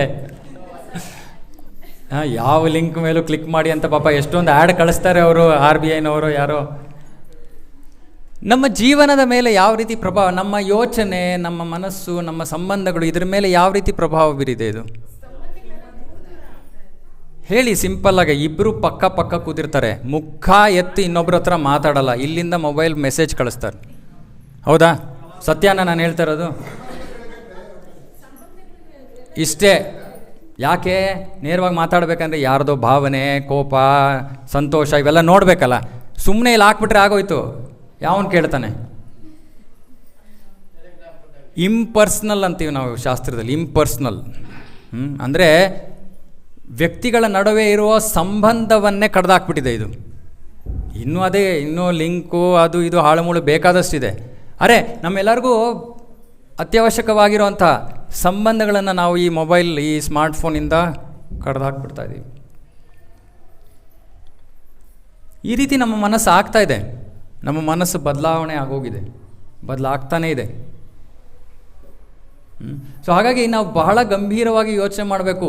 ನಾವು ಯಾವ ವಿಷಯಗಳ ಸಂಪರ್ಕಕ್ಕೆ ಬರ್ತೀವಿ, ಯಾವ ಥರ ಜನರ ಸಂಪರ್ಕಕ್ಕೆ ಬರ್ತೀವಿ, ಯಾವ ಥರ ಮಾಧ್ಯಮದಿಂದ ನಾವು ಇನ್ಫಾರ್ಮೇಷನ್, ನ್ಯೂಸನ್ನು ಸಂಗ್ರಹ ಮಾಡ್ತೀವಿ, ಎಲ್ಲವೂ ಕೂಡ ಪ್ರತಿಯೊಂದು ಕೂಡ ನಮ್ಮ ಮನಸ್ಸಿನ ಮೇಲೆ ಪ್ರಭಾವವನ್ನು ಬೀರ್ತಾ ಇದೆ. ಅಂತಿಮವಾಗಿ ಅದೇ ಬರೋದು. ಯೋಚನೆ ಮಾಡ್ಕೊಂಡ್ಬಿಡಿ ಇದ್ರ ಬಗ್ಗೆ. ನೀವು ನಿಮ್ಮ ಹತ್ರ ಯಾವ ಸ್ವಿಚ್ಚು ಇಲ್ಲ, ಆನ್ ಆಫ್ ಸ್ವಿಚ್ ಇಲ್ಲ. ಇದು ಏನು ತುಂಬಿಸ್ತಾ ಇದ್ದೀವೋ ಅದೇ ಬರೋದು ಕೊನೆಗೆ. ಇವಾಗ ಇದಕ್ಕೋಸ್ಕರ ಒಂದು ಕತೆ ಹೇಳ್ತೀನಿ. ಪ್ರಭುಗಳು ಇನ್ನೊಂದು ಕತೆ ಕೇಳಿದ್ರು, ಅದನ್ನು ಕ್ಲೈಮ್ಯಾಕ್ಸ್ ಎಂಡವಾಗ ಅವ್ರ ಕತೆ. ಇವಾಗ ಇನ್ನೊಂದು ಕತೆ. ಒಬ್ಬ ರಾಜ ಇದ್ದ, ಭರತ ಮಹಾರಾಜ ಅಂತ. ಭರತ ಮಹಾರಾಜನ ಮುಂಚೆ ಈ ಭಾರತವನ್ನು, ಇವಾಗ ಇದಕ್ಕೆ ಭಾರತ ವರ್ಷ ಅಂತ ಹೆಸರು ಬಂದಿರೋದೇ ಭರತ ಮಹಾರಾಜನಿಂದ. ಒಬ್ಬ ಬಹಳ ದೊಡ್ಡ ರಾಜ, ಭಕ್ತ ಕೂಡ, ಭಗವಂತನ ಭಕ್ತಿಯಲ್ಲಿ ಆಧ್ಯಾತ್ಮಿಕತೆಯಲ್ಲಿ ತೊಡಗಿದ್ದಂತಹ ವ್ಯಕ್ತಿ. ಎಷ್ಟು ಮುಂದುವರೆದಿದ್ದವನು ಅವನು ಅಂದರೆ, ತನ್ನ ಮನೆ, ಮಠ, ರಾಜ್ಯ, ಸಂಪತ್ತು, ಕುಟುಂಬ ಎಲ್ಲವನ್ನು ತ್ಯಜಿಸ್ಬಿಟ್ಟು ಕಾಡು ಕೊಟ್ಟೋದ. ಎಲ್ಲವನ್ನು ಬಿಟ್ಟುಬಿಟ್ಟ. ಅಯ್ಯೋ ಇದೆಲ್ಲ ಬೇಡ, ಇದೆಲ್ಲ ವ್ಯಾಮೋಹ ಅಂತ ಬಿಟ್ಟು ಕಾಡು ಕೊಟ್ಟೋದ. ಯಾತಕ್ಕೆ ಕಾಡುಗೋದ? ಭಗವಂತನ ಸೇವೆಯಲ್ಲಿ ತೊಡಗಿರ್ತೀನಿ ನಾನು, ಯಾವುದರಿಂದನೂ ಪ್ರಭಾವಿತನಾಗೋದಿಲ್ಲ ಅಂದ್ಬಿಟ್ಟು ತನ್ನ ಸಾಮ್ರಾಜ್ಯವನ್ನು ಬಿಟ್ಟು ಅವನು ಕಾಡು ಕೊಟ್ಟೋದ. ಕಾಡಲ್ಲಿ ಯಾರೂ ಇರಲ್ವಲ್ಲ ತಲೆ ಕೆಡ್ಸೋಕ್ಕೆ ಅಂದ್ಬಿಟ್ಟು ಅವನು ಕಾಡ್ಗೋದ. ತುಂಬ ಚೆನ್ನಾಗೇ ತನ್ನ ಸಾಧನೆಯನ್ನು ಮಾಡ್ತಾಯಿದ್ದಾನೆ, ಭಕ್ತಿಯನ್ನು ಮಾಡ್ತಾಯಿದ್ದಾನೆ, ಇತ್ಯಾದಿ. ಕೊನೆಗೆ ಏನಾಗತ್ತೆ, ಒಂದು ಸನ್ನಿವೇಶ. ಒಂದು ಜಿಂಕೆ ಇರುತ್ತೆ, ಹೆಣ್ಣು ಜಿಂಕೆ.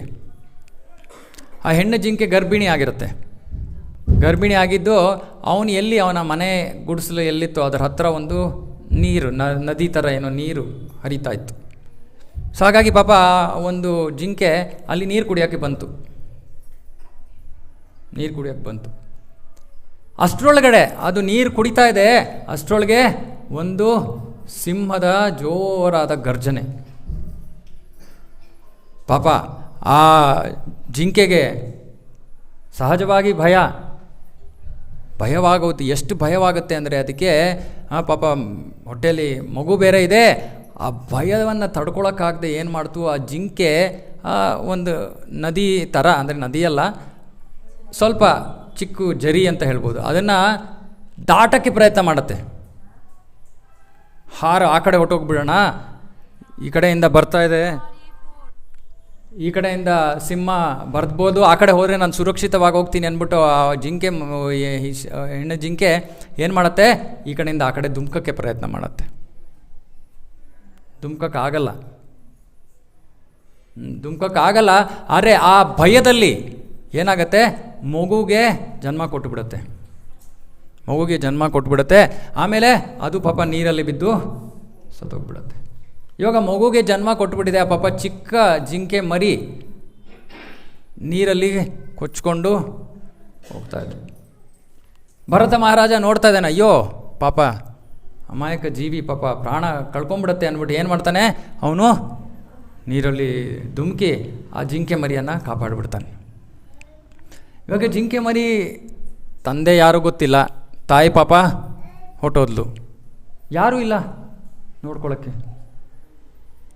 ಸೊ ಭರತ ಮಹಾರಾಜನಿಗೆ ಬಹಳ ಆ ಜಿಂಕೆ ಮರಿಯ ಮೇಲೆ ಪ್ರೀತಿ, ಬಹಳ ಕಾಳಜಿ, ಪ್ರೀತಿಯನ್ನು ತೋರೋಕ್ಕೆ ಶುರು ಮಾಡಿಬಿಡ್ತಾನೆ. ಪ್ರತಿದಿನ ನಮ್ಮ ಮಕ್ಕಳನ್ನು ನೋಡ್ಕೊಳ್ಳೋ ರೀತಿಯಲ್ಲಿ ಅವನು ಎಲ್ಲವನ್ನೂ ಬಿಟ್ಟುಬಿಟ್ಟ. ಕೊನೆಗೆ ಎಷ್ಟು ಅದರ ಮೇಲೆ, ಆ ಜಿಂಕೆ ಮೇಲಿನ ಪ್ರೀತಿ ಅಂದರೆ, ಜಿಂಕೆ ಒಂದು 2 ನಿಮಿಷ ಕಣ್ಣು ಕಾಣಲಿಲ್ಲ ಅಂದರೆ, ಅಯ್ಯೋ, ಮೊನ್ನೆ ಯಾವುದೋ ದೇವಸ್ಥಾನದಲ್ಲಿ ಪುಸ್ತಕ ವಿತರಣೆ ಮಾಡ್ತಾಯಿದ್ವಿ. ಸೊ ದೇವಸ್ಥಾನದಲ್ಲಿ ಇಬ್ಬರು, ಒಂದು ತಾಯಿ ಮಗು ಬಂದರು, ದರ್ಶನ ಮಾಡಿಕೊಂಡ್ರು, ಬಂದು ಚಪ್ಪಲಿ ಹಾಕ್ಕೊಂಡು ಹೊರಡ್ತಾಯಿದ್ರು ದೇವಸ್ಥಾನದಿಂದ. ಸರಿ, ಅಷ್ಟೊತ್ತಿಗೆ ಅಮ್ಮನಿಗೆ ಏನೋ ಜ್ಞಾಪಕ ಬಂತು, ಪರ್ಸೊಳಗೆ ಏನೋ ಹುಡ್ಕೋಕ್ಕೆ ತುಂಬ ಗಾಬರಿ ಆಗಿಬಿಟ್ಟು ಪರ್ಸಲ್ಲಿ ತಕ್ಷಣ ಹುಡ್ಕೋಕ್ಕೆ ಶುರು ಮಾಡಿಬಿಟ್ರು. ಅಂದರೆ ಎಷ್ಟು ಅಂದರೆ ಆ ಮಗು ಪಕ್ಕ ಇದೆ ಅಂತಲೂ ಮರ್ತುಬಿಟ್ರು ಒಂದು 10 ಸೆಕೆಂಡ್ಗೆ. ಆ ಮಗು ಸುಮ್ಮನೆ ಪಾಪ, ದೊಡ್ಡ ದೇವಸ್ಥಾನ, ಏನು ತುಂಬ ಎಲ್ಲೋ ಮೇನ್ ರೋಡಲ್ಲಿ, ಸುಮ್ಮನೆ ಆ ಮಗು ಅಲ್ಲಿಂದ ಸ್ವಲ್ಪ ಮುಂದೆ ಹೋಗ್ಬಿಟ್ಟು ಸ್ವಲ್ಪ ಜನರಿದ್ದರು, ಅವ್ರ ಮುಂದೆ ನಿಂತ್ಕೊಂಡ್ಬಿಡ್ತದು. ಈ ಅಮ್ಮ ಆಮೇಲೆ ತಲೆ ಮೇಲೆ ಮಾಡ್ತಾಳೆ, ಮಗು ಇಲ್ಲ. ಫುಲ್ ಟೆನ್ಷನ್ ಮಾಡ್ಕೊಂಬಿಟ್ಲು. ನಾನು ಅಲ್ಲೇ ನಿಂತಿದ್ದೆ, ನಾನು ನೋಡ್ತಾ ಇದ್ದೆ ಮಗು ಅಲ್ಲಿ ಹೋಗಿದೆ ಅಂತ. ಇಲ್ಲ ಯೋಚನೆ ಮಾಡಿ, ಇಲ್ಲೇ ಇದೆ ಮಗು. ಸೊ ಈ ರೀತಿ ಎಷ್ಟು ಅದರ ಮೇಲೆ ಎಷ್ಟು ವ್ಯಾಮೋಹಿತನಾಗೋದು ಅಂದರೆ, ಆ ಜಿಂಕೆ ಒಂದು ಕ್ಷಣಕ್ಕೆ ಕಣ್ಣಿಗೆ ಕಾಣಲಿಲ್ಲ ಅಂದರೆ ಅವನು ಅಯ್ಯೋ ಏನೋ ಅನಾಹುತವೇ ಆಗೋಯ್ತು ಅಂತ ಅಂದ್ಕೊಂಡು ಅಷ್ಟು ಜಿಂಕೆ ಮೇಲೆ ವ್ಯಾಮೋಹಿತನಾಗಿ ತನ್ನ ಭಗವಂತನ ಭಕ್ತಿಯ ಕಾರ್ಯಗಳು ಎಲ್ಲವನ್ನ ಬಿಟ್ಟುಬಿಟ್ಟ. ಬಿಟ್ಟೇನಾಯಿತು? ಮರಣ ಅನ್ನೋದೇನು ನಮಗೆ ಟೈಮ್ ಹೇಳಿಬಿಟ್ಟ ಬರುತ್ತೆ. ಸರಿ, ಒಂದು ಕ್ಷಣದಲ್ಲಿ ಏನಾಗತ್ತೆ, ಅವನೇ ದೇಹವನ್ನು ಬಿಡೋ ಸಮಯ ಬಂದ್ಬಿಡ್ತು. ದಿನ ರಾತ್ರಿ ಯಾವುದ್ರ ಬಗ್ಗೆ ಯೋಚನೆ ಮಾಡ್ತಾ ಇದ್ದಾನೆ ಅವನು? ಜಿಂಕೆ ಬಗ್ಗೆ. ಸೊ ಸಾಯೋ ಸಮಯದಲ್ಲಿ ಏನು ಜ್ಞಾಪಕ ಬಂತು ಅವನಿಗೆ? ಜಿಂಕೆಯ ಮೇಲಿನ ಬಾಂಧವ್ಯ, ವ್ಯಾಮೋಹ, ದುಃಖ. ಅಯ್ಯೋ ಜಿಂಕೆ ಎಲ್ಲೋಯ್ತೋ, ಏನಾಯ್ತೋ ಅಂದ್ಕೊಂಡು ಪ್ರಾಣ ತ್ಯಜಿಸ್ಬಿಟ್ಟ. ಸೊ ಮುಂದಿನ ಜನ್ಮ ಜಿಂಕೆ ಜನ್ಮ, ಜಿಂಕೆ ಜನ್ಮ. ಆದರೆ ಅವನು ಮಹಾಭಕ್ತನಾಗಿದ್ದ, ಹಾಗಾಗಿ ಅವನಿಗೆ ಭಗವಂತ ಒಂದು ಅನುಗ್ರಹ ಕೊಡ್ತಾನೆ. ಅವನು ಹಿಂದಿನ ಜನ್ಮದಲ್ಲಿ ಒಬ್ಬ ರಾಜ ಆಗಿದ್ದ, ಅವನು ಭಕ್ತನಾಗಿದ್ದ, ಭಕ್ತಿ ಮಾಡಿದ್ದ, ಇವೆಲ್ಲವನ್ನು ಈ ಎಲ್ಲದರ ಒಂದು ನೆನಪು ಭಗವಂತ ಅವನು ಕೊಟ್ಟುಬಿಟ್ಟಿದ್ದಾನೆ. ಹಾಗಾಗಿ ಜಿಂಕೆ ದೇಹದಲ್ಲಿ ಇದ್ರೂ ಕೂಡ ಆ ಆತ್ಮಕ್ಕೆ ಜ್ಞಾಪಕ ಇದೆ, ಹಿಂದಿನ ಜನ್ಮದಲ್ಲಿ ನಾನು ಭಕ್ತನಾಗಿದ್ದೆ, ನನ್ನ ಜೀವನ ಹಾಳು ಮಾಡ್ಕೊಂಬಿಟ್ಟೆ. ಯಾಕೆ? ಈ ಜಿಂಕೆ ಮೇಲಿನ ವ್ಯಾಮೋಹ. ಹಾಗಾಗಿ ಅವನು ಜಿಂಕೆ ದೇಹವನ್ನು ತಗೊಂಡು, ಅರೆ ಆ ಒಂದು ಜನ್ಮದಲ್ಲಿ ಅದೇ ಒಂದು ತಾನು ಎಲ್ಲಿ ಆ ಋಷಿ ಮುನಿಗಳ ಒಂದು ಆಶ್ರಮದ ಹತ್ರ ಎಲ್ಲೋ ಇದ್ಕೊಂಡು, ಬೇರೆ ಯಾವ ಕೆಟ್ಟ ಸಹವಾಸ ಇಲ್ಲದೇ ಇರೋಂಗೆ ಅದು ಇದ್ಕೊಂಡು ಏನು ಮಾಡುತ್ತೆ, ಒಳ್ಳೆ ಒಂದು ಸ್ಥಿತಿಯಲ್ಲಿ ದೇಹವನ್ನು ತ್ಯಜಿಸುತ್ತೆ. ಆದರೆ ಜಿಂಕೆ ದೇಹದಿಂದ ನೇರವಾಗಿ ಅದು ಮೋಕ್ಷ ಸಿಗಲ್ಲ, ಅದಕ್ಕೆ ಅದು ಮನುಷ್ಯ ಶರೀರ ಪಡ್ಕೊಳ್ಬೇಕು. ಹಾಗಾಗಿ ಇವಾಗ ಇನ್ನೊಂದು ದೇಹ ಸಿಗುತ್ತೆ ಅವನಿಗೆ, ಜಡಭರತ ಅಂತ ಅವನ ಹೆಸರು. ಜಡಭರತ, ಜಡ. ಹಿಂದಿನ ಜನ್ಮದ ಒಂದು ಅನುಭವದಿಂದಾಗಿ ಅವನಿಗೆ ಈ ಜನ್ಮದಲ್ಲಿ ಅವನು ಯಾವ ರೀತಿ ದೇಹವನ್ನು ಪಡ್ಕೋತಾನೆ ಅಂದರೆ, ಯಾರು ಅವನನ್ನು ಮಾತಾಡಬಾರ್ದು, ಯಾರು ಅವನ ಜೊತೆ ಏನು ಸಮಂಜಸವಾಗಿ ಅಯ್ಯೋ ಹುಚ್ಚ ಪೆದ್ದ ಅಂತ ಯಾರ ಜೊತೆನೂ ಯಾವ ಸಂಬಂಧವೂ ಇಲ್ಲ, ಯಾವ ಅಣ್ಣ ತಮ್ಮಂದರು ಇಲ್ಲ, ಯಾರೂ ಇಲ್ಲ. ಅಂದರೆ ಒಬ್ಬಂಟಿಗನಾಗಿ ಇದ್ಕೋಬೇಕು. ಯಾಕೆ? ಸಂಘದಿಂದ ಹಾಳಾಗಿದ್ದು, ಎಲ್ಲ ಸಂಘವನ್ನು ಬಿಟ್ಟೊಟ್ಟೋದ ಕಾಡಿಗೆ. ಈಗ ಬೇರೆಯವರ ಮಧ್ಯದಲ್ಲಿದ್ದರೆ ಅವನು ಅದೇ ರೀತಿ ಪ್ರಭಾವಿತನಾಗೋಗ್ತಾನೆ ಅಂತ ಏನು ಮಾಡ್ತಾನೆ ಅವನು? ಆ ಥರ ಜಡನಾಗೋಗ್ಬಿಡ್ತಾನೆ. ಯಾರೂ ಅವನ ಹತ್ರ ಮಾತಾಡಬಾರ್ದು, ಅವನಿಗೆ ಯಾರು ಏನು ಉಪದೇಶ ಕೊಡಬಾರ್ದು. ಆದರೆ ಮನಸ್ಸಿನಲ್ಲಿ ಅವನಿಗೆ ಗೊತ್ತು, ತಾನು ಭಕ್ತಿಯನ್ನು ಮಾಡ್ತಾ ಇದ್ದಾನೆ, ಯಾರ ಡಿಸ್ಟರ್ಬೆನ್ಸ್ ಇಲ್ಲ. ಆ ರೀತಿ ಇದ್ಕೊಂಡು ಅವನು 3ನೇ ಜನ್ಮದಲ್ಲಿ ಪರಿಪೂರ್ಣತೆಯನ್ನು ಸಾಧನೆ ಮಾಡ್ತಾನೆ, ಭಗವಂತನ ಧಾಮಕ್ಕೆ ಹೋಗ್ತಾನೆ. ನೋಡಿ, ಭಕ್ತಿಯಲ್ಲಿ ತೊಡಗಿದ್ದಂತಹ ಒಬ್ಬ ಜೀವಿಯ ಕಥೆಯೇ ಹೀಗಾಯಿತು. ಇನ್ನು ನಾವು ಏನೂ ಮಾಡ್ತಾ ಇಲ್ಲ, ಲೌಕಿಕವಾಗಿ ಸಂಪೂರ್ಣವಾಗಿ ಮುಳುಗೋಗಿದ್ರೆ.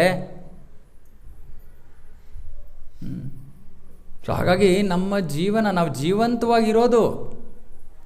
ಅದಕ್ಕೆ ನಮ್ಮ ಪ್ರಭುಪಾದರು ಇಸ್ಕಾನನ್ನು ಆರ್ಟ್ ಆಫ್ ಡೈಯಿಂಗ್ ಅಂದರು. Art of dying. ಯಾಕಂದರೆ ಯಾವ ರೀತಿ ಸಾಯ್ತೀವಿ ಅನ್ನೋದೇ ಮುಖ್ಯ ಎಲ್ಲಕ್ಕಿಂತ. ಯಾವ ರೀತಿ ಸಾಯ್ತೀವಿ ಅನ್ನೋದು, ಯಾವ ರೀತಿ ಜೀವನ ಮಾಡ್ತೀವಿ ಅನ್ನೋದ್ರ ಮೇಲೆ ಆಧಾರಿತವಾಗಿದೆ, ಅದು ಬೇರೆ ವಿಷಯ. ಆದರೆ ಮುಖ್ಯವಾದ ವಿಷಯ ಅದು.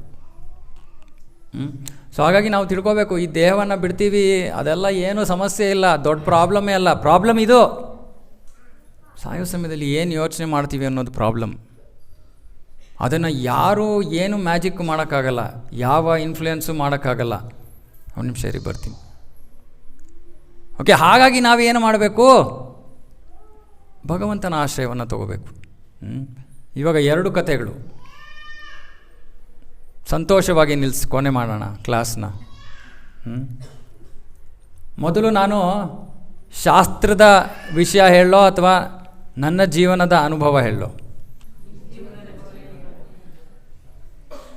ಓಕೆ, ಎರಡೂ ಓಕೆ. ಸೊ ಇದು ನಮ್ಮ ತಂದೆಯವರ ಜೀವನ. ಸೊ ನಾನು ಕೃಷ್ಣ ಪ್ರಜ್ಞೆಗೆ ಬಂದಿದ್ದು ಸುಮಾರು 14-15 ವರ್ಷ ಆಗಿದೆ. ಸೊ ನಮ್ಮ ತಂದೆ ತಮ್ಮ ದೇಹವನ್ನು ಬಿಟ್ಟು 7-8 ವರ್ಷ ಆಯಿತು. ಸೊ ಅವರು ಸುಮಾರು 70, 71, 72 ವಯಸ್ಸಲ್ಲಿ ಅವರು, ನಾನು ಭಕ್ತಿಯನ್ನು ಮಾಡ್ತಾಯಿದ್ದೆ, ನನ್ನನ್ನು ನೋಡ್ತಾಯಿದ್ರು. ಆದರೆ ಅವ್ರಿಗೆ ಏನಂದರೆ ಆ ವಯಸ್ಸಿನಲ್ಲೂ ಕೂಡ ಒಂದು ಚೂರು ಅಹಂಕಾರ, ಅಂದರೆ ಇವನೇನು ನನಗಿಂತ ಇಷ್ಟು ಚಿಕ್ಕವನು, ಇವನಿಂದ ನಾನು ಏನು ಕಲಿಬೇಕು ಅಂತ ಅವ್ರಿಗೆ ಏನೂ ಇರಲಿಲ್ಲ. ಯಾಕಂದರೆ ಏನೇ ಹೇಳ್ತೀವಲ್ಲ ನಾವು, ಏನೋ ಹಿತ್ಲು ಗಿಡ ನಾವು ನೂರಾರು ಸಾವಿರಾರು ಜನರಿಗೆ ಹೇಳ್ಬೋದು, ಆದರೆ ಮನೆಯವರು ಮಾತ್ರ ಕೇಳಲ್ಲ ನಮ್ಮ ಮಾತು. ಆದರೆ ನಮ್ಮ ತಂದೆ ಆಗಿರಲಿಲ್ಲ. ನಮ್ಮ ತಂದೆ ನೋಡ್ತಾಯಿದ್ರು, ಇವನೇನೋ ಮಾಡ್ತಾಯಿದ್ದಾನೆ, ಏನೋ ಇದರಲ್ಲಿ ಅರ್ಥ ಇದ್ದಂಗೆ ಇದೆ ಅಂದ್ಬಿಟ್ಟು ಪ್ರತಿದಿನ ನನ್ನ ಹತ್ರ ಬಂದು ಕೂತ್ಕೊಂಡು ಕೇಳೋರು, ಏನು ಮಾಡಬೇಕು, ಯಾವ ರೀತಿ ಮಾಡಬೇಕು, ಏನು ಅಂತ. ಆಮೇಲೆ ನಾನೆಲ್ಲ ಹೇಳ್ತಾಯಿದ್ದೆ, ನಾನೇನೇನು ಓದ್ತಾ ಇದ್ನೋ, ಏನೇನು ತಿಳ್ಕೊತಾ ಇದ್ನೋ ಅವ್ರಿಗೆಲ್ಲ ಹೇಳ್ತಾಯಿದ್ದೆ. ಸಂಪೂರ್ಣವಾಗಿ ನಾನು ಏನು ಹೇಳ್ತಾ ಇದ್ನೋ ಎಲ್ಲವನ್ನು 100% ಫಾಲೋ ಮಾಡ್ತಾಯಿದ್ರು. 100%. ಯಾವುದಕ್ಕೂ ಪ್ರಶ್ನೆ ಮಾಡ್ತಾಯಿರಲಿಲ್ಲ, ಯಾಕೋ ಅಂತ ಯಾವತ್ತೂ ಕೇಳಿಲ್ಲ ಅವರು. ಅಂದರೆ ಅರ್ಥ ಮಾಡ್ಕೊಳ್ಳೋ ಉದ್ದೇಶದಿಂದ ಕೇಳ್ತಾಯಿದ್ರು, ಆದರೆ ಪ್ರತಿಭಟಿಸೋ ಉದ್ದೇಶದಿಂದ ಯಾವತ್ತೂ ಕೇಳ್ತಾ ಇರಲಿಲ್ಲ. ಸೊ 100% ಫಾಲೋ ಮಾಡ್ತಾಯಿದ್ರು. ಹೆಂಗೆ ಜೀವನ ಬದಲಾಯಿಸ್ಕೊಂಡ್ರು ಅಂದರೆ, ಅದೇ ಹೇಳಿದ್ರೆ 70-72 ತನಕ ಸಾಮಾನ್ಯವಾಗಿ ಎಲ್ಲರೂ ಹೇಗೆ ಜೀವನ ನಡೆಸ್ತಾರೋ, ವಯಸ್ಸಾದವರು ಅಲ್ಲಿ ಇಲ್ಲಿ ಹೋಗೋದು, ಮಕ್ಕಳು ಮೊಮ್ಮಕ್ಕಳು ಅದು ಇದು. ಅರೆ ಇದನ್ನು ಸ್ವೀಕಾರ ಮಾಡ್ಕೊಂಡ ತಕ್ಷಣ ಸಂಪೂರ್ಣವಾಗಿ ಜೀವನವನ್ನು ಬದಲಾಯಿಸ್ಬಿಟ್ರು. ಏನು ಮಾಡ್ತಾಯಿದ್ರು? ಜಪ, ಭಾಗವತ, ಭಗವದ್ಗೀತಾ, ಇನ್ನೊಂದು ಗ್ರಂಥ ಇದೆ ಚೈತನ್ಯ ಚರಿತಾಮೃತ, ಕೃಷ್ಣ ಪುಸ್ತಕ ಪ್ರತಿದಿನ. ಬರೀ ಬ್ರೇಕ್ ಏನು, ನಿದ್ದೆ ಮಾಡೋದು, ಊಟ ಮಾಡೋದು ಅಷ್ಟೇ. ನನ್ನ ತಂಗಿ ಮನೆಗೆ ಬರ್ತಾಯಿದ್ಲು ನೋಡೋದಕ್ಕೆ. ಒಂದೊಂದು ಸತಿ ಇವ್ರಿಗೆ ಯಾರ ಹತ್ರನೂ ಮಾತಾಡೋಕ್ಕೆ ಆಸಕ್ತಿ ಇಲ್ಲ. ಬರ್ತಾರೆ, ರೂಮಿಂದ ಕೂತ್ಕೋತಾರೆ, ಸುಮ್ಮನೆ ಅಫಿಷಿಯಲ್ ವಿಸಿಟ್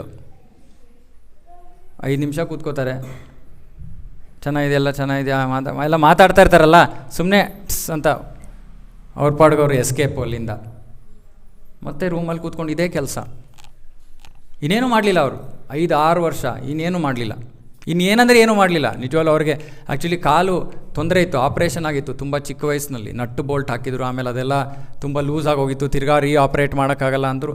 ಓಡಾಡೋಕ್ಕೆ ಪಾಪ ಆಗ್ತಾ ಇರಲಿಲ್ಲ ಅವ್ರಿಗೆ. ಎಲ್ಲೂ ಹೋಗೋ ಯೋಚನೆ ಏನಿಲ್ಲ, ಮನೇಲೇ. ಎಲ್ಲೂ ಬರ್ತಾ ಇರಲಿಲ್ಲ, ಎಲ್ಲೂ ಹೋಗ್ತಾ ಇರಲಿಲ್ಲ, ಮನೇಲೇ ಇರ್ತಾಯಿದ್ರು.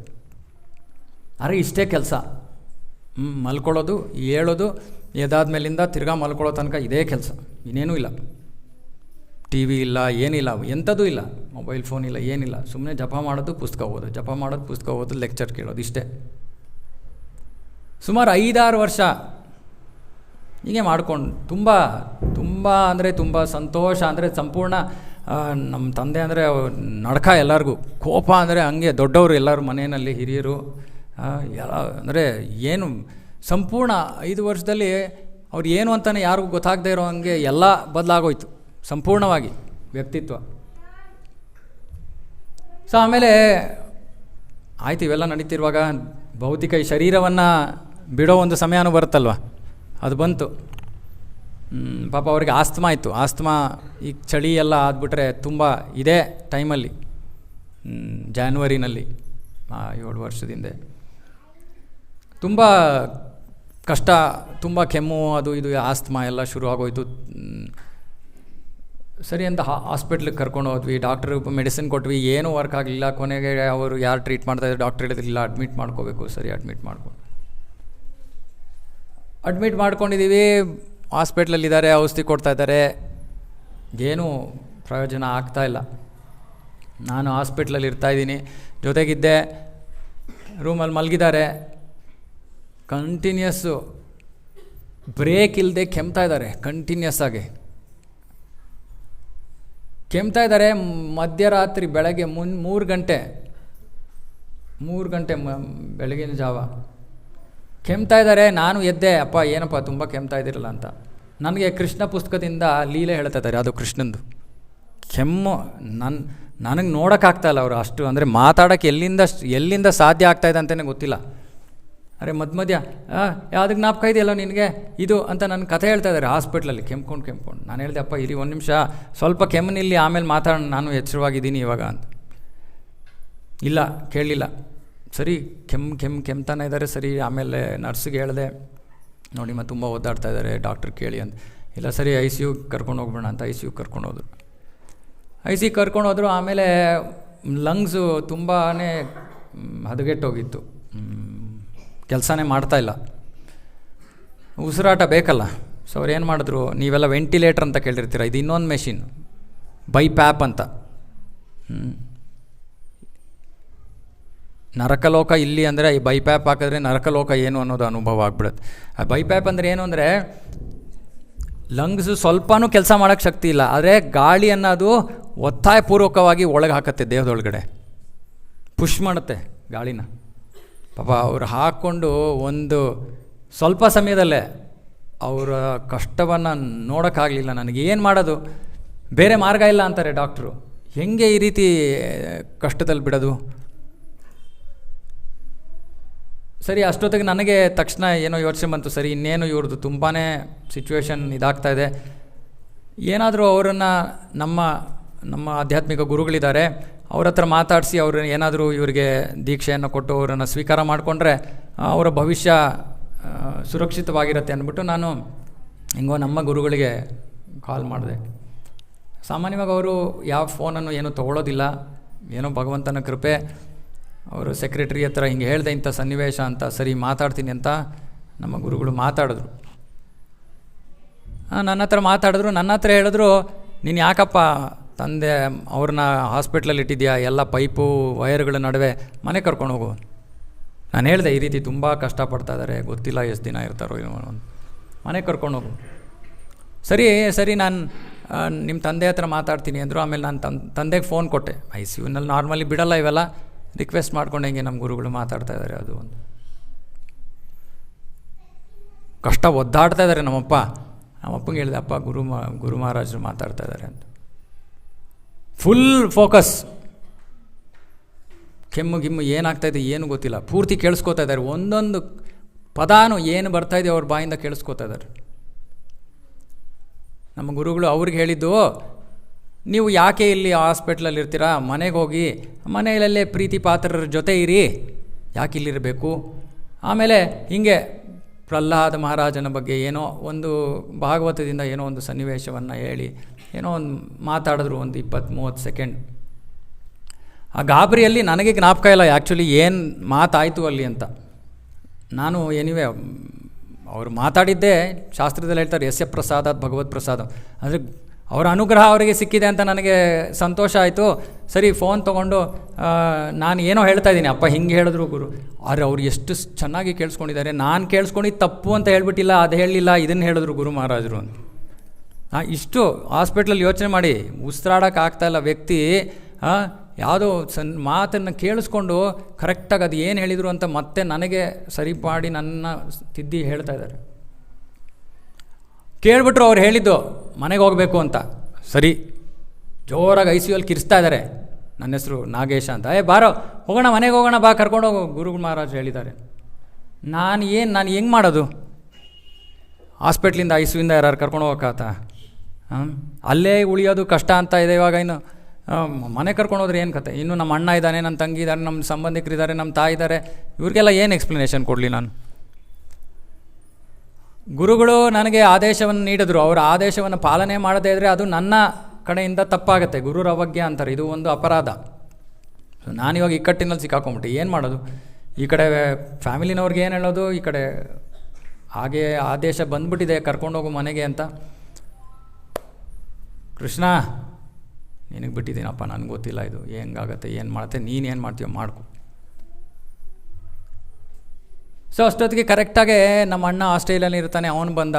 ಏನಕ್ಕೆ ಬಂದ, ಯಾಕೆ ಬಂದ ಗೊತ್ತಿಲ್ಲ, ನಿನ್ನೆ ತನಕ ಏನೂ ಸುದ್ದಿ ಇರಲಿಲ್ಲ. ಅಯ್ಯೋ ಏನೋ ಬರಬೇಕು ಅನ್ನಿಸ್ತು ಕೊಣೋ ಅಂದ, ಬಂದ್ಬಿಟ್ಟ. ನೆಕ್ಸ್ಟ್ ಡೇ ಬೆಳಗ್ಗೆ ಡಾಕ್ಟ್ರು ಬಂದರು ICUನಲ್ಲಿ. ಬೆಳಗ್ಗೆ ಅಪ್ಪನ್ನ ಚೆಕ್ ಮಾಡಿಕೊಂಡು ಹೇಳಿದ್ರು, ಯಾವ ಮೆಡಿಸಿನು ವರ್ಕ್ ಆಗ್ತಾಯಿಲ್ಲ, ನಿಮ್ಗೇನು ಬೇಕೋ ಮಾಡಿ.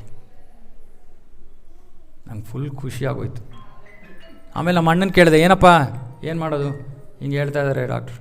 ಸರಿ ನಿನಗೇನು ಅನಿಸುತ್ತೋ ಮಾಡೋ, ಪರವಾಗಿಲ್ಲ, ನೀನೇ ನೋಡ್ಕೋತಾ ಇದೆಯಾ ಅವ್ನ ಮುಂಚೆಯಿಂದ. ನಾನು ಹೇಳಿದೆ ಮನೆ ಕರ್ಕೊಂಡು ಹೋಗೋಣ. ಎಲ್ಲ ಎಷ್ಟು ಹುಚ್ಚುತನ ಅನಿಸುತ್ತೆ ನಿಮಗೆಲ್ಲ ಕೇಳ್ತಾ ಇದ್ರೆ.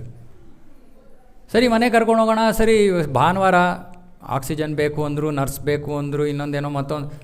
ಎಲ್ಲಿಂದ ತೊಗೊಳ್ಳೋದು, ಎಲ್ಲಿ ಯಾವ ಆಫೀಸೋ ಏನು ಓಪನ್ ಆಗಿರುತ್ತೆ ಯೋಚನೆ ಮಾಡ್ತಾಯಿದ್ದೆ. ತಕ್ಷಣ ಅಷ್ಟೊತ್ತಿಗೆ ನನ್ನ ಒಬ್ಬ ಕಸಿನ್ ಬಂದ. ಅವನು ಇವೆಲ್ಲ ಮಾಡ್ತಾನೆ, ತುಂಬ ಕಾಂಟ್ಯಾಕ್ಟ್ಸ್ ಎಲ್ಲ ಇರೋನು. ಹೇಳಿದೆ ಹಿಂಗೆ ನೋಡಪ್ಪ ಮನೆಗೆ ಹೋಗಬೇಕು ಅಂತ ಇದ್ವಿ. ಹೌದಾ, ಚಕ್ಕಂದ ಅರ್ಧ ಗಂಟೆಯಲ್ಲಿ ಎಲ್ಲ ರೆಡಿ. ಸರಿ ಎಲ್ಲ ರೆಡಿ, ಕರ್ಕೊಂಡು ಹೋದ್ವಿ. ನಮ್ಮ ತಂದೆನ ICU ಇದು ಆ್ಯಂಬ್ಯುಲೆನ್ಸಲ್ಲಿ ಕರ್ಕೊಂಡು ಹೋದ್ವಿ. ನಾನು ಹಿಂದೆ ಕೂತ್ಕೊಂಡಿದ್ದೆ, ಕರ್ಕೊಂಡು ಜೊತೆಗೆ ಹೋಗ್ತಾಯಿದ್ದೀನಿ. ಒಂದು ಚೂರು ಕೂಡ ಏನು ಬಾಯ ಪ್ರಜ್ಞೆನೇ ಇಲ್ಲ, ಸುಮ್ಮನೆ ಆಕ್ಸಿಜನ್ ಹಾಕಿದ್ದಾರೆ, ಸುಮ್ಮನೆ ಮಲಗಿದ್ದಾರೆ ಹಂಗೆ. ಸರಿ ನಮ್ಮ ಬಿಲ್ಡಿಂಗ್ ಒಳಗೆ ಬಂದ್ವಿ. ಆಮೇಲೆ ಸ್ಟ್ರೆಚರ್ ಒಳಗೆ ಕರ್ಕೊಂಡು ಹೋಗ್ತಾ ಇದ್ದಾರೆ. ಮನೆ ಒಳಗೆ ಹೋದ್ವಿ. ಮನೆ ಒಳಗೆ ಹೋದ ತಕ್ಷಣ ಇಷ್ಟೊತ್ತು ಒಂದು ಕ್ಷಣ ಕೂಡ ಎಚ್ಚರ ಆಗಿಲ್ಲ ಅವ್ರಿಗೆ. ಎಲ್ಲಿದ್ದಾರೆ ಏನು ಹೆಂಗೆ ಗೊತ್ತಾಯಿತು ಏನು ಗೊತ್ತಿಲ್ಲ. ನಮ್ಮ ಮನೆಯಲ್ಲಿ ದೇವ್ರ ಮನೆ ಮುಂದೆ ಚಕ್ ಅಂತ ಎದ್ರು. ಸ್ಟ್ರೆಚ್ಚರಲ್ಲಿ ಕರ್ಕೊಂಡು ಹೋಗ್ತಾರೆ, ತಕ್ಷಣ ಎದ್ರು, ಹಿಂಗೆ ತಿರ್ಗಿ ನೋಡಿದ್ರು, ನಮಸ್ಕಾರ ಮಾಡಿದ್ರು, ತಿರ್ಗಾ ಮಲ್ಕೊಂಡ್ರು. ಆಮೇಲೆ ಅವ್ರು ರೂಮ್ ಒಳಗೆ ಕರ್ಕೊಂಡು ಹೋದ್ವಿ. ಆಮೇಲೆ ರೂಮ್ ಒಳಗೆ ಮಲ್ಕೊಂಡ್ರು, ಹಾಸಿಗೆ ಮೇಲೆ ಆಕ್ಸಿಜನ್ನು ಅದು ಇದು ಎಲ್ಲ ಏನು ಹಾಕಬೇಕಾಯ್ತು ಹಾಕಿದ್ವಿ. ಸರಿ, ನಮ್ಮ ಇಸ್ಕಾನ್ನಲ್ಲಿ ನಮ್ಮ ಸಾಮಾನ್ಯವಾಗಿ ಇಂಥ ಪರಿಸ್ಥಿತಿಗಳೆಲ್ಲ ಇದ್ದಾಗ ಭಕ್ತರು ಬರ್ತಾರೆ. ಭಕ್ತರು ಬಂದು ಹರಿಕೀರ್ತನೆ, ವಿಷ್ಣು ಸಹಸ್ರನಾಮ, ಹರೇ ಕೃಷ್ಣ ಮಹಾಮಂತ್ರ, ಭಗವದ್ಗೀತಾ ಪಠಣ ಅದು ಇದು ಎಲ್ಲ ನಡೆಯುತ್ತೆ. ಯಾಕೆಂದರೆ ಹೋಗೋ ಸಮಯದವನ್ನು ಸಿದ್ಧತೆ ಮಾಡ್ತಾ ಇರೋದು, ಇದು ಸಿದ್ಧತೆ ಮಾಡೋ ಪ್ರಕ್ರಿಯೆ. ಸೊ ಎಲ್ಲರೂ ಬಂದರು. ಸುಮಾರು ನಾವು ಮನೆಗೆ ಬಂದಿದ್ದು 2:30 3 ಗಂಟೆ ಆಯಿತು. 3ರಿಂದ 7:30 8 ಗಂಟೆ 8:30 ತನಕ ಎಲ್ಲ ಭಕ್ತರಿದ್ದರು. ಎಲ್ಲ ತುಂಬ ಚೆನ್ನಾಗಿ ಎಲ್ಲ ನಡೀತಾಯಿತ್ತು. ನಮ್ಮ ತಂದೆನೋ ಏನೋ ಒಂದು ಸ್ವಲ್ಪ ಸ್ಟೇಬಲ್ ಆದಂಗಿತ್ತು ಎಲ್ಲ ಪ್ಯಾರಾಮೀಟರ್ಸ್ ಎಲ್ಲ. ಸರಿ, ಎಲ್ಲರೂ ಹೇಳಿದ್ರು ನಾಳೆ ಸಿಗೋಣ, ಬೆಳಗ್ಗೆ ಬರ್ತೀವಿ. ಆಯ್ತಪ್ಪ. ಎಲ್ಲರೂ ಹೋದರು. 8:30 ಅಷ್ಟೊತ್ತಿಗೆ ಪಲ್ಸ್ ಆಕ್ಸಿಮೀಟ್ರಲ್ಲಿ ಅವರ ಪ್ಯಾರಾಮೀಟರ್ಸ್ ಚೆಕ್ ಮಾಡ್ತಾಯಿದ್ದೆ ನಾನು. ಸ್ವಲ್ಪ ಫ್ಲಕ್ಚುಯೇಟ್ ಆಗೋಕ್ಕೆ ಶುರುವಾಯಿತು 8:30ಗೆ. ಯಾಕೋ ಡೌಟ್ ಆಯ್ತು ನನಗೆ, ಇನ್ನೂ ಜಾಸ್ತಿ ಸಮಯ ಇರ್ತಾರೋ ಇಲ್ವೋ ಇವ್ರಿಗೆ ಗೊತ್ತಿಲ್ಲ ಅಂತ. ಸೊ ಅವಾಗ ಏನು ಮಾಡಿದ್ವಿ, ನಮ್ಮ ತಾಯಿ, ನನ್ನ ತಂಗಿ, ನಮ್ಮ ಅಣ್ಣ, ನಮ್ಮ ಚಿಕ್ಕಮ್ಮ, ನಾನು, ನನ್ನ ಹೆಂಡತಿ ಎಲ್ಲರೂ ನಮ್ಮ ತಂದೆ ಬೆಡ್ ಸುತ್ತು ಕೂತಿದ್ದೀವಿ. ಕೂತ್ಕೊಂಡು ಹರೇ ಕೃಷ್ಣ ಹರೇ ಕೃಷ್ಣ ಕೃಷ್ಣ ಕೃಷ್ಣ ಹರೇ ಹರೇ, ಹರೇ ರಾಮ ರಾಮ ರಾಮ ಹರೇ ಹರೇ, ಹರೇ ಕೃಷ್ಣ ಮಹಾಮಂತ್ರವನ್ನು ಸತತವಾಗಿ 8:30ಯಿಂದ 11:15 ತನಕ ಕಂಟಿನ್ಯೂಸ್ ಆಗಿ ಕೂತ್ಕೊಂಡು ಜಪ ಮಾಡ್ತಾಯಿದ್ದೀವಿ. ಯಾಕಂದರೆ ನಮ್ಗೆ ಗೊತ್ತು ಹೋಗೋ ಸಮಯದಲ್ಲಿ ಇದು ಬರಬೇಕು ತಲೆ ಒಳಗಡೆ ಅಂತ. ಸೊ 11:30ಗೆ ಪ್ಯಾರಾಮೀಟರ್ಸ್ ನೋಡಿದೆ, ಫುಲ್ ಲೋ ಆಗೋಗ್ತಾ ಇದೆ. ಭಗವಂತನಲ್ಲಿ ಪ್ರಾರ್ಥನೆ ಮಾಡ್ದೆ. ಅವತ್ತು ತುಂಬ ಒಳ್ಳೆಯ ತಿಥಿ, ರಥಸಪ್ತಮಿ. ಸೊ ನಾನು ಪ್ರಾರ್ಥನೆ ಮಾಡಿದೆ, ಅಪ್ಪ ಭಗವಂತ, ಮುಹೂರ್ತ ಮುಗಿಯೋಕ್ಕೆ ಮುಂಚೆ ಕರ್ಕೊಳ್ಳೋ ಹಂಗೆ ಇದೆಯಾ ನೀನು, ಈ ಮುಹೂರ್ತ ಮುಗಿಯೋಕ್ಕೆ ಮುಂಚೆ ಕರ್ಕೊಂಡ್ಬಿಡಪ್ಪ. ಕರೆಕ್ಟಾಗೆ ಸರಿಯಾದ ಸಮಯದಲ್ಲಿ ಆ ಹರೇ ಕೃಷ್ಣ ಮಹಾಮಂತ್ರದ ಜಪದ ನಡುವೆ ತಮ್ಮ ದೇಹವನ್ನು ಬಿಟ್ಟರು. ಆಮೇಲೆ ನಾನು ಹಾಗೆ ಹೋಗಿ ಕೇಳಿದೆ, ನನಗಿದರ ಅಷ್ಟೊಂದು ಅನುಭವ ಇರಲಿಲ್ಲ. ಎಲ್ಲ ನಮ್ಮ ಇಸ್ಕಾನಲ್ಲಿ ಹಿರಿಯ ಭಕ್ತರಲ್ತಾರಲ್ಲ, ಸನ್ಯಾಸಿಗಳು ದೇಹವನ್ನು ಬಿಡೋದು ಈ ರೀತಿ ಅಂದರು. ಸನ್ಯಾಸಿಗಳು. ನಮ್ಮ ತಂದೆ 5 ವರ್ಷ ಅಥವಾ 6 ವರ್ಷ ಸಾಧನೆ ಮಾಡಿದ್ದು. ಇನ್ನೇನೂ ಇರಲಿಲ್ಲ ಅವ್ರ ಜೀವನದಲ್ಲಿ, ಇದೊಂದೇ ಹರಿನಾಮದ ನಡುವೆ ದೇವನ ತ್ಯಜಿಸಿದ್ದಾರೆ. ಕೃಷ್ಣ ಭಗವದ್ಗೀತೆಯಲ್ಲಿ ಹೇಳ್ತಾನೆ, ಅಂತಕಾಲೇ ಚ ಮಾಮೇವ ಸ್ಮರನ್ ಮುಕ್ತ್ವಾ ಕಲೇವರಂ. ಅಂತಕಾಲೇ ಚ ಮಾಮೇವ ಸ್ಮರನ್. ಕೃಷ್ಣ ಹೇಳ್ತಾನೆ, ಅಂತಕಾಲದಲ್ಲಿ ಮಾಮೇವ, ನನ್ನ ಸ್ಮರಣೆ ಮಾತ್ರ ಇರಬೇಕು. ಯತ್ ಪ್ರಯಾತಿ ಸ ಮದ್ಭಾವಂ ಯಾತಿ ನಾಸ್ತ್ಯತ್ರ ಸಂಶಯ. ಯತ್ ಪ್ರಯಾತಿ ಸ ಮದ್ಭಾವಂ, ನನ್ನ ಭಾವ ಅಂದರೆ ಅವನ ಜೊತೆಗೆ ಹೊಟ್ಟೋಗ್ಬಿಡ್ತಾರೆ ಅಂತ ಜೀವಿ ಅಂತ ಕೃಷ್ಣ ಭಗವದ್ಗೀತೆಯಲ್ಲಿ ಕೊಟ್ಟಿದ್ದಾನೆ. ಸೀಕ್ರೆಟ್ ಏನು ಅಂತ ಡೈರೆಕ್ಟಾಗಿ ಅನುಭವಿಸಿದೆ ನನ್ನ ಜೀವನದಲ್ಲಿ. ಅವಾಗ ನನಗೆ ಗೊತ್ತಾಗ್ಬಿಡ್ತು, ಇನ್ನೂ ಆಧ್ಯಾತ್ಮಿಕತೆಗಿಂತ ಇನ್ನೂ ಮುಖ್ಯವಾದದ್ದು ಜೀವನದಲ್ಲಿ ಇನ್ನೇನೂ ಇಲ್ಲ. ಅವರ ಹಿಂದಿನ ಪೂರ್ವ ಪುಣ್ಯಗಳು ಅಥವಾ ಅವರ ಭಕ್ತಿ, ಅವರ ಸಾಧನೆ ಅವರಿಗೆ ಅಂತಹ ಗತಿಯನ್ನು ಕೊಡ್ತು. ನಮಗೆ ಅಂಥದ್ದು ಸಿಗುತ್ತೋ ಇಲ್ವೋ ಗೊತ್ತಿಲ್ಲ. ಹಾಗಾಗಿ ಏನು ಮಾಡಬೇಕು, ಪ್ರಯತ್ನವನ್ನು ಮಾಡಬೇಕು ಅಂತ ನನ್ನ ಜೀವನದಲ್ಲಿ ನಾನು ನಿರ್ಧಾರ ಮಾಡಿಬಿಟ್ಟೆ. ಆಗೋಯ್ತು, ಇನ್ಯಾವುದರಿಂದನೂ ಓಡಲ್ಲ, ಸಾಕು. ಎಲ್ಲದರಿಂದನೂ ಓಡಾಯಿತು.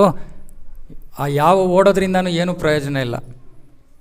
ಊಟ ಬೇಕು, ತಿಂಡಿ ಬೇಕು, ಅದು ಭಗವಂತ ಕೊಡ್ತಾನೆ, ಯಾರಿಗೂ ತೊಂದರೆ ಕೊಡಲ್ಲ. ಯಾರಿಗೂ ಅಂಥ ಸ್ಥಿತಿ ಇರಲ್ಲ ಹೊಟ್ಟೆಗೆ ಪಾಡಿಲ್ಲದೆ ಈಗಿನ ಕಾಲದಲ್ಲಿ. ಆ ಕಾಡಿನಲ್ಲಿರೋ ಆನೆಗೂ ಕೂಡ ಟನ್ಗಟ್ಟಲೆ ತಿನ್ನುತ್ತೆ, ಅದಕ್ಕೂ ಕೂಡ ಯಾರು ಕೊಡ್ತಾ ಇರೋದು? ಭಗವಂತ ತಾನೆ, ನಮ್ಗೆ ಯಾಕೆ ಕೊಡಲ್ಲ? ಕೃಷ್ಣ ಭಗವದ್ಗೀತೆಯಲ್ಲಿ ಹೇಳ್ತಾನೆ, ಯಾರು ಈ ರೀತಿ ನನ್ನ ಭಕ್ತಿಯಲ್ಲಿ ಯೋಗಕ್ಷೇಮ ಮಹಾಮ್ಯಂ, ನಾನು ನೋಡ್ಕೋತೀನಿ, ಅವರ ಅವಶ್ಯಕತೆ ಇಲ್ಲ. ಹಾಗಾಗಿ ನಮ್ಮ ಜೀವನದಲ್ಲಿ ನಾವು ಈ ರೀತಿ ದೇಹವನ್ನು ತ್ಯಜಿಸಬೇಕು. ದೇಹವನ್ನು ತ್ಯಜಿಸೋದು ಇದ್ದೇ ಇದೆ, ಯಾರೂ ತಪ್ಪಿಸ್ಕೊಳಕ್ಕಾಗಲ್ಲ. ಈ ರೀತಿ ತ್ಯಜಿಸಬೇಕು, ಅದು ಪರಮಗತಿ. ಅಜಾಮಿಳನ ಬಗ್ಗೆ ಹೇಳ್ತಾಯಿದ್ರು ಪ್ರಭುಗಳು, ಅದ್ಭುತವಾದದ್ದು. 6ನೇ ಸ್ಕಂದ ಭಾಗವತ, ತಲೆ ಕೆಟ್ಟೋಗ್ಬಿಡುತ್ತೆ. ಅದನ್ನು ಓದಾದ್ಮೇಲೆ ನಾನು ಇದನ್ನು ಅನುಭವಿಸಾದ್ಮೇಲೆ ನನಗೇನು ದೊಡ್ಡ ವಿಷಯ ಅಂತ ಅನ್ನಿಸ್ಲಿಲ್ಲ ಅದು. ಆದರೆ ಅದರಲ್ಲಿ ವಿಶಿಷ್ಟವಾದದ್ದು ಏನು ಅಂದರೆ ಅಜಾಮಿಳ ಚಿಕ್ಕ ವಯಸ್ಸಿನಲ್ಲಿ ಭಕ್ತನಾಗಿದ್ದ. ತಂದೆ ಬ್ರಾಹ್ಮಣರು, ವೈಷ್ಣವರು, ನಾರಾಯಣನ ಸೇವೆ ಮನೆಯಲ್ಲಿ. ಅರೆ ದೊಡ್ಡವನಾದ ಮೇಲೆ ಈ ಚಿಕ್ಕ ವಯಸ್ಸಿನಲ್ಲಿ ಅವನು ತಂದೆಗೆ ಬಹಳ ಸಹಾಯ ಮಾಡ್ತಾ ಇದ್ದ, ಅವರ ಸೇವೆಯಲ್ಲಿ ಅವನು ಪಾಲ್ಗೊಳ್ತಾ ಇದ್ದ. ದೊಡ್ಡದಾದಮೇಲೆ ಸ್ವಂತ ಬುದ್ಧಿ ಬಂದ್ಬಿಡ್ತಲ್ಲ, ಹಾಳಾಗ್ಬಿಡ್ತಾನೆ ಅಜಾಮಿಳ.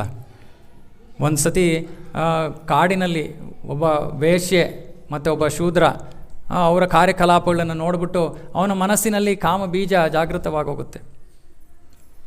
ಮದುವೆ ಆಗಿದ್ರೂ ಕೂಡ ಅಷ್ಟೊತ್ತಿಗೆ ಮದುವೆ ಆಗಿ ಪತ್ನಿ ಇದ್ದಾಳೆ ಮನೆಯಲ್ಲಿ, ಆದರೆ ಅವನಿಗೆ ಆ ವೇಶ್ಯೆಯನ್ನು ಪಡ್ಕೋಬೇಕು ಅನ್ನೋ ಒಂದು ದುಷ್ಟ ಆಸೆ ಬಂದ್ಬಿಡ್ತು. ಸೊ ಏನು ಮಾಡ್ತಾನೆ, ಆ ಅಮ್ಮನಿಗೋಸ್ಕರ ಎಲ್ಲ ಕಡೆ ಹುಡುಕ್ತಾನೆ, ಯಾರಿಗೂ ಗೊತ್ತಿಲ್ಲ ಎಲ್ಲಿದ್ದಾಳೆ ಅಂತ. ಅಂದು ಹುಡುಕಿ ಜಾಲಾಡಿ ಕೊನೆಗೆ ಹೋಗಿ ಭೇಟಿ ಮಾಡ್ತಾನೆ. ಭೇಟಿ ಮಾಡಿ ಹೇಳ್ತಾನೆ, ನೀನು ನನ್ನ ಜೊತೆ ಬಾ, ನನ್ನ ಜೊತೆ ಇದ್ಬಿಡು ಅಂತ. ಅವಳಿಗೇನಂತೆ, ವೇಶ್ಯೆ, ಯಾರೋ ನೋಡ್ಕೋತಾರೆ ಅಂದರೆ ನನಗೇನಂತೆ. ಹೇಳ್ತಾಳೆ, ಸರಿ ನಾನು ಬರ್ತೀನಿ, ಆದರೆ ನಿಮ್ಮನೇಲಿ ಹೇಗೆ ನನ್ನನ್ನು ಬಿಟ್ಬಿಡ್ತಾರೆ, ನನ್ನ ವೇಶ್ಯೆ ಅಂತ ಗೊತ್ತಾರೆ, ಹೊರಗಡೆ ಓಡಿಸಲ್ವ ನನ್ನ ಅಂತ.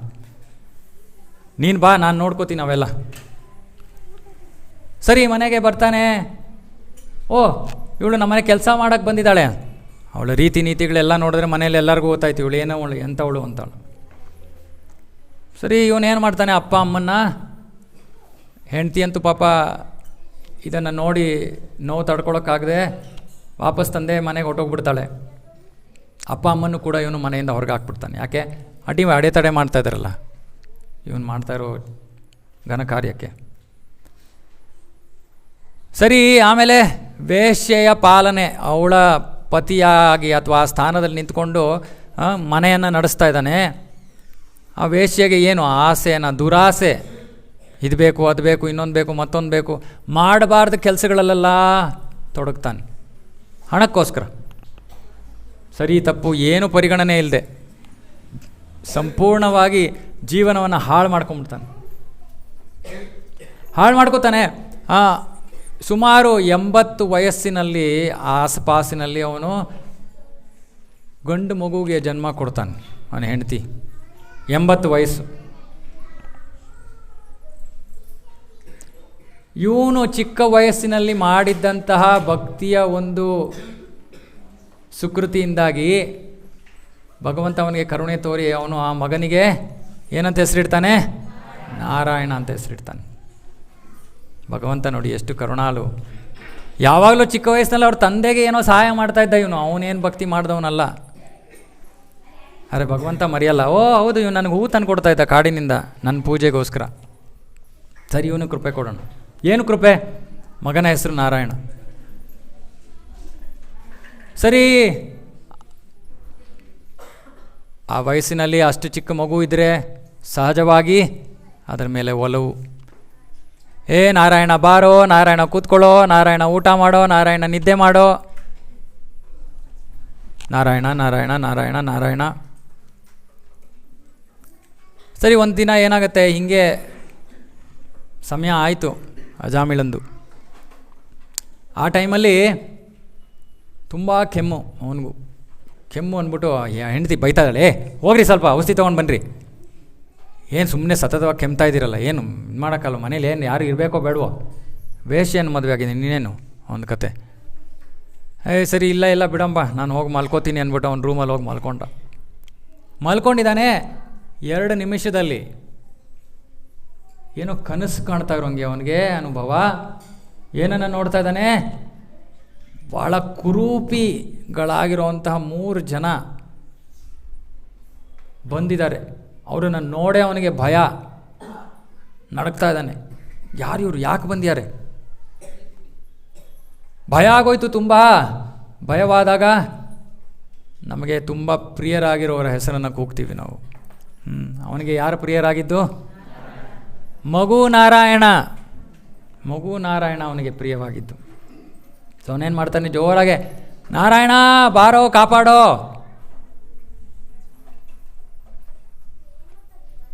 ನಾರಾಯಣ ಎಲ್ಲಿದ್ದಾನೆ? ವೈಕುಂಠದಲ್ಲಿದ್ದಾನೆ. ನೋಡ್ತಾ ಇದ್ದಾನೆ, ಓ ಯಾವುದೋ ಜೀವಿ ನನ್ನ ಹೆಸರು ಕೂಗ್ತಾ ಇದೆ, ಜೀವಿ. ಸರಿ ವಿಷ್ಣು ದೂತರನ್ನು ಕರೆಸ್ತಾರೆ. ವಿಷ್ಣು ನಾರಾಯಣ, ಹೋಗ್ರಪ್ಪ ನನ್ನ ಭಕ್ತ ನನ್ನನ್ನು ಕರಿತಾ ಇದ್ದಾನೆ, ತುಂಬ ಕಷ್ಟದಲ್ಲಿದ್ದಾನೆ, ಹೋಗಿ ಸಹಾಯ ಮಾಡಿ ಅವನಿಗೆ. ಭಕ್ತ? ಯಾವ ಕಡೆಯಿಂದ ಭಕ್ತ ಇವನು? ಮಾಡಬಾರ್ದ ಪಾಪದ ಕೆಲಸಗಳೆಲ್ಲ ತೊಡಗಿದ್ದಾನೆ. ತಕ್ಷಣ ಅವನ ಆ ಕನಸಿನಲ್ಲಿ ಅಥವಾ ಅವನು ನೋಡ್ತಾ ಇದ್ದಿದ್ದಂಥ ದೃಶ್ಯದಲ್ಲಿ ತಕ್ಷಣ 4 ಜನ ವಿಷ್ಣು ದೂತರು, ಅದ್ಭುತವಾಗಿ ಹೊಳಿತಾ ಇರುವಂತಹ ಶರೀರ, ನೀಲಿ ವರ್ಣ, 4 ಕೈಗಳು ಬರ್ತಾರೆ. ಬಂದ್ಬಿಟ್ಟು ಆಮೇಲೆ ಇವನು ನೋಡ್ತಾ ಇದ್ದಾನೆ, ವಿಷ್ಣು ದೂತರು ಮತ್ತು ಯಮದೂತರ ನಡುವೆ ವಾದ ವಿವಾದ. ಕೊನೆಗೆ ಯಮದೂತರನ್ನು ಸೋಲಿಸ್ಬಿಟ್ಟು ವಿಷ್ಣು ದೂತರು ಕಳಿಸ್ಬಿಡ್ತಾರೆ. ಹೋಗಿ ನೀವು, ನಿಮಗೆ ಧರ್ಮ ಏನು ಅಂತ ಗೊತ್ತಿಲ್ಲ, ನಿಮ್ಮ ಬಾಸ್ ಹತ್ರ ಹೋಗಿ ಕೇಳಿ, ಸ್ವಲ್ಪ ಸರಿಯಾಗಿ ತಿಳ್ಕೊಂಡು ಬನ್ನಿ.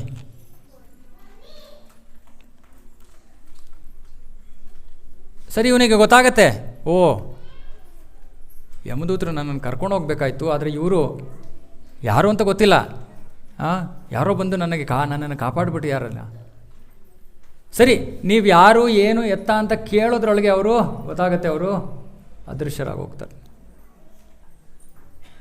ರಾಜಮಿಳ ಹೇಳ್ತಾನೆ, ಓ ಸಾಯ್ಬೇಕಾಗಿತ್ತು ನಾನು, ಇವಾಗ ಗೊತ್ತಾಯ್ತು ಅವನಿಗೆ, ಕನಸಲ್ಲ ಅದು, ನಾನು ಸಾಯ್ಬೇಕಾಗಿತ್ತು. ಯಮದೂತರು ಬಂದಿದ್ದರು, ಅವರ ಪಾಶವನ್ನು ತಗೊಂಡು ನನ್ನ ಎಳ್ಕೊಂಡು ಹೋಗೋಕ್ಕೆ ಬಂದಿದ್ದರು, ಆದರೆ ಯಾವುದೋ ಕಾರಣಕ್ಕೆ ವಿಷ್ಣು ದೂತರು ಬಂದರು. ಅದ್ಭುತವಾದ ವರ್ಣನೆ ಇದೆ, ಆಚಾರ್ಯರು ನಮಗೆ ಇದಕ್ಕೆ ಕೊಡ್ತಾರೆ ಈ ಲೀಲೆಯಲ್ಲಿ. ಭಗವಂತ ಎಷ್ಟು ಕರುಣಾಳು ಅಂದರೆ, ಅವನ ಹೆಸರನ್ನು ನಾವು ಉದ್ದೇಶಪೂರ್ವಕವಾಗಿ ತಗೊಳ್ಳದೆ ಹೋದ್ರೂ, ಸುಮ್ಮನೆ ಅವನ ಹೆಸರು ನಮ್ಮ ಬಾಯಿಂದ ಹೇಗಾದರೂ ಬಂದರೆ, ಬಾಯಿಂದ ಅಂತನೂ ಅಲ್ಲ, ಮನಸ್ಸಿನಲ್ಲಿ ಬಂದರೆ ಭಗವಂತ ಅದನ್ನು ತನ್ನಗೋಸ್ಕರ ತನ್ನನ್ನೇ ಕರೆದಿರೋದು ಅಂತ ಅಂದ್ಕೊಂಡು ಆ ಜೀವಿಗೆ ಏನು ಉದ್ಧಾರ ಮಾಡಬೇಕು ಅದನ್ನು ಕೊಟ್ಬಿಡ್ತಾನೆ. ಅದಕ್ಕೆ ನಾವು ಹರೇ ಕೃಷ್ಣ ಜಪ ಮಾಡಿ, ಹರೇ ಕೃಷ್ಣ ಜಪ ಮಾಡಿ ಅಂತ. ಯಾಕೆ? ಸಾಯೋ ಸಮಯದಲ್ಲಿ ನಮ್ಮ ಬಾಯಿಂದ ಏನಾರು ಹೊರಡ್ಬೋದು, ಅಯ್ಯೋ ಅಮ್ಮ ಅಪ್ಪ ತಾತ ಮುತ್ತಾತ ಅನ್ನೋ ಬದಲು ಕೃಷ್ಣ ಅಂತ ಬಂದರೆ ಆಗೋಯ್ತು, ಕ್ಲೋಸ್ ಚಾಪ್ಟರ್. ಅರೆ ಬರಬೇಕಂದ್ರೆ ಏನು, ನಾವು ಸುಮ್ಮನೆ ಎದ್ದು ಇವತ್ತು ಮಲ್ಕೊಂಡು ನಾಳೆ ಎದ್ದು ಅಭ್ಯಾಸ ಮಾಡೋಕ್ಕಾಗತ್ತಾ? ನಾನೆಲ್ಲರನ್ನೂ ಕೇಳ್ತೀನಿ, ಸುಮ್ಮನೆ ಒಂದು ಜ್ವರ ಬಂದರೆ ನಮ್ಮ ಬಾಯಿಂದ ಏನು ಬರುತ್ತೆ? ಅಯ್ಯೋ ಅಮ್ಮ ಅಪ್ಪ. ಎಲ್ಲಿ ಕರ್ಕೊಂಡು ಹೋಗ್ತಾರೆ ಅವರು ಇನ್ನೆಲ್ಲೋ ಜನ್ಮ ತೊಗೊಂಡಿದ್ರೆ ನಾವು ಅವ್ರ ಹಿಂದೆ ಹೋಗಿ ಇನ್ನೊಂದು ಜನ್ಮ ತೊಗೋತೀವಿ ಅಷ್ಟೇ. ಅವ್ರು ಯಾರೂ ನಮಗೆ ಸಹಾಯ ಮಾಡೋಕ್ಕಾಗಲ್ಲ. ಸಹಾಯ ಮಾಡೋಕ್ಕಾಗೋನು ಕೇವಲ ಭಗವಂತ ಒಬ್ಬನೇ. ಆ ಸಮಯದಲ್ಲಿ ಅವನ ಹೆಸರನ್ನು ತಗೊಳ್ಳೋಕ್ಕೆ ನಾವು, ಅದು ನಮ್ಮ ಜೀವನದ ಧ್ಯೇಯವಾಗಿರಬೇಕು. ಆ ಸಮಯದಲ್ಲಿ ಅವನ ಹೆಸರು ನನ್ನ ಬಾಯಲ್ಲಿ ಬರಬೇಕು. ಇವಾಗಲೇ ಬರ್ತಾ ಇಲ್ಲದೆ ಅವಾಗ ಎಲ್ಲಿಂದ ಬರುತ್ತೆ? ಓಕೆ, ಹಾಗಾಗಿ ಎಲ್ಲರಲ್ಲೂ ವಿನಂತಿ, ದಯವಿಟ್ಟು ಪ್ರತಿದಿನ ಈ ಹರೇ ಕೃಷ್ಣ ಮಹಾಮಂತ್ರದ ಜಪವನ್ನು ಮಾಡಿ. ಈ ಜಪವನ್ನು ನಾವು ಯಾವ ಥರ ಮಾಡಬೇಕು ಅಂದರೆ, ನಿದ್ದೆಯಲ್ಲೂ ಕೂಡ ಭಗವಂತನ ನಾಮ ನಮ್ಮ ಬಾಯಿನಲ್ಲಿ ಬರಬೇಕು. ಇವಾಗ ನಮ್ಮ ಸ್ಥಿತಿ ಎಲ್ಲಿದೆ, ಆ ಸ್ಥಿತಿ ತಲುಪಕ್ಕೆ ಎಷ್ಟು ಸಾಧನೆ ಅವಶ್ಯಕತೆ ಇದೆ ಯೋಚನೆ ಮಾಡಿ. ಸುಮ್ಮನೆ ನಾವು ಇದನ್ನು ಯಾವ ಉದ್ದೇಶ ಇಲ್ಲದೆ ನಾವು ಇಷ್ಟು ಪ್ರಯತ್ನ ಮಾಡ್ತಾಯಿಲ್ಲ ನಾವೆಲ್ಲ ಭಕ್ತರಿಲ್ಲಿ. ಈ ಒಂದು ಸತ್ಸಂಗವನ್ನು ನಡೆಸೋದಕ್ಕೆ ಎಲ್ಲರಿಗೂ ಯಾತಕ್ಕೆ? ಎಲ್ಲರಿಗೂ ಈ ವಿಷಯ ತಿಳಿಬೇಕು, ಎಲ್ಲರೂ ಇದು ಸಾಧನೆ. ಇದು ನಾನು ಯಾರಿಗೋ ಹೇಳ್ತಾ ಇದ್ದೆ ಮೊನ್ನೆ, ಎಲ್ಲ ಓಲ್ಡ್ ಏಜ್ ಹೋಮ್ಗೆ ಹೋಗಿ, ಎಲ್ಲ ಓಲ್ಡ್ ಏಜ್ ಹೋಮ್ ಹೋಗಿ ಅವ್ರಿಗೆ ಬರೀ ಇದನ್ನು ಹೇಳ್ಕೊಡಿ, ಇನ್ನೇನೋ ಹೇಳ್ಕೊಡ್ಬೇಡಿ. ಸಾಯೋ ಟೈಮ್ ಬರ್ತಾಯಿದೆ, ಹರೇ ಕೃಷ್ಣ ಮಹಾಮಂತ್ರ ಜಪ ಮಾಡಿ, ಇನ್ನೇನಾದ್ರು ಮಾಡ್ಕೊಳ್ಳಿ. ನೀವು ಬಾಯಿನಲ್ಲಿ ಹರೇ ಕೃಷ್ಣ ಓಡ್ತಾ ಇರಬೇಕು. ಯಾಕಂದರೆ ಬೇರೆ ಮಾರ್ಗನೇ ಇಲ್ಲ, ಬೇರೆ ಯಾವ ವಿಧಾನವೂ ಇಲ್ಲ ಕಲಿಯುಗದಲ್ಲಿ. ಹಾಗಾಗಿ ನಿಮ್ಮೆಲ್ಲರಲ್ಲೂ ವಿನಂತಿ, ನೀವು ಯಾವ ಕುಟುಂಬದಲ್ಲಿ ಬಂದಿದ್ದೀರಾ, ನೀವು ಯಾವ ಭಾಷೆ, ನೀವು ಯಾವ ದೇವರನ್ನು ಆರಾಧಿಸ್ತಾ ಇದ್ದೀರಾ, ಇದೆಲ್ಲ ಮುಖ್ಯನಾ? ಸಾಯೋ ಸಮಯದಲ್ಲಿ ಯಮರಾಜ ಕೇಳ್ತಾನೆ ಇವೆಲ್ಲ. ಆ ಸಮಯದಲ್ಲಿ ಬೇಕಾಗಿರೋದು ಭಗವಂತನ ನಾಮ ಬಾಯಿಂದ ಬರಬೇಕಷ್ಟೆ. ಆ ಭಗವಂತನ ನಾಮ ಆವಾಗ ಬರಬೇಕು ಅಂದರೆ ಇವಾಗಿಂದ ನಾವು ಪ್ರಾಕ್ಟೀಸ್ ಮಾಡಿದ್ರೆ ಸಾಧ್ಯತೆ ಇದೆ. ಆದರೆ ಒಂದು ವಿಶೇಷವಾದದ್ದು ಏನು ಅಂದರೆ, ಯಾರು ಜೀವಿಗಳು ಭಗವಂತನ ನಾಮವನ್ನು ತೊಗೊಂಡಿರ್ತಾರೋ, ನಾವು ಅವನನ್ನು ಮರೆತರೂ ಕೂಡ, ಇವಾಗ ನಿಮ್ಗೆ ಅನ್ನಿಸ್ತಾ ಇರ್ಬೋದು, ನನಗೆ ಕೋಮ ಏನೋ ಹೆಂಗೆ ಹೋಗ್ತೀನೋ ಗೊತ್ತಿಲ್ಲ, ನನಗೆ ಪ್ರಜ್ಞೆನೇ ಇಲ್ಲ ಅಂದರೆ, ನಾನು ಅವನ ಹೆಸರೇ ತೊಗೊಳ್ಳಿಲ್ಲ ಅಂದರೆ ಏನು ಯೋಚನೆ ಇಲ್ಲ, ಅವನು ಬರ್ತಾನೆ. ಅವನು ಮಾತು ಕೊಟ್ಟಿದ್ದಾನೆ, ಯೋಗಕ್ಷೇಮಂ ವಹಾಮ್ಯಂ ನಮೇ ಭಕ್ತ ಪ್ರಣಶ್ಯತಿ, ನನ್ನ ಭಕ್ತ ನಾಶ ಆಗೋದಿಲ್ಲ. ನಮಗೆ ಜ್ಞಾಪಕ ಇಲ್ಲದೆ ಕೂಡ ಭಗವಂತ ತಾನೇ ಬಂದು, ಓ ಈ ಜೀವಿ ನನ್ನ ಸೇವೆಯನ್ನು ಮಾಡಿದ್ದಾನೆ ಜೀವನ ಪರ್ಯಂತ, ಅವನನ್ನು ನಾನು ಕರ್ಕೊಂಡು ಹೋಗ್ತೀನಿ. ಕೃಷ್ಣ ತಾನೇ ಬರ್ತಾನೆ, ಇನ್ಯಾರನ್ನೂ ಕಳಿಸಲ್ಲ, ಯಾವ ದೂತರು ಬರಲ್ಲ. ಭಕ್ತರನ್ನ ಕರ್ಕೊಂಡು ಹೋಗೋಕ್ಕೆ ಭಗವಂತ ಸ್ವಯಂ ಬಂದು ಕರ್ಕೊಂಡು ಹೋಗ್ತಾನೆ.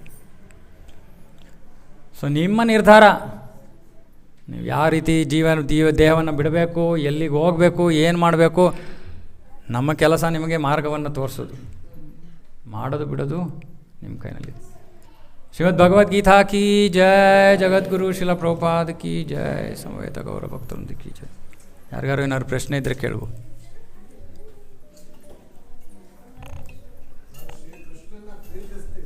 ಸಂತೋಷ, ಅಷ್ಟೇ ಸಾಕು, ಇನ್ನೇನು ಹೇಳಲೇಬೇಡಿ.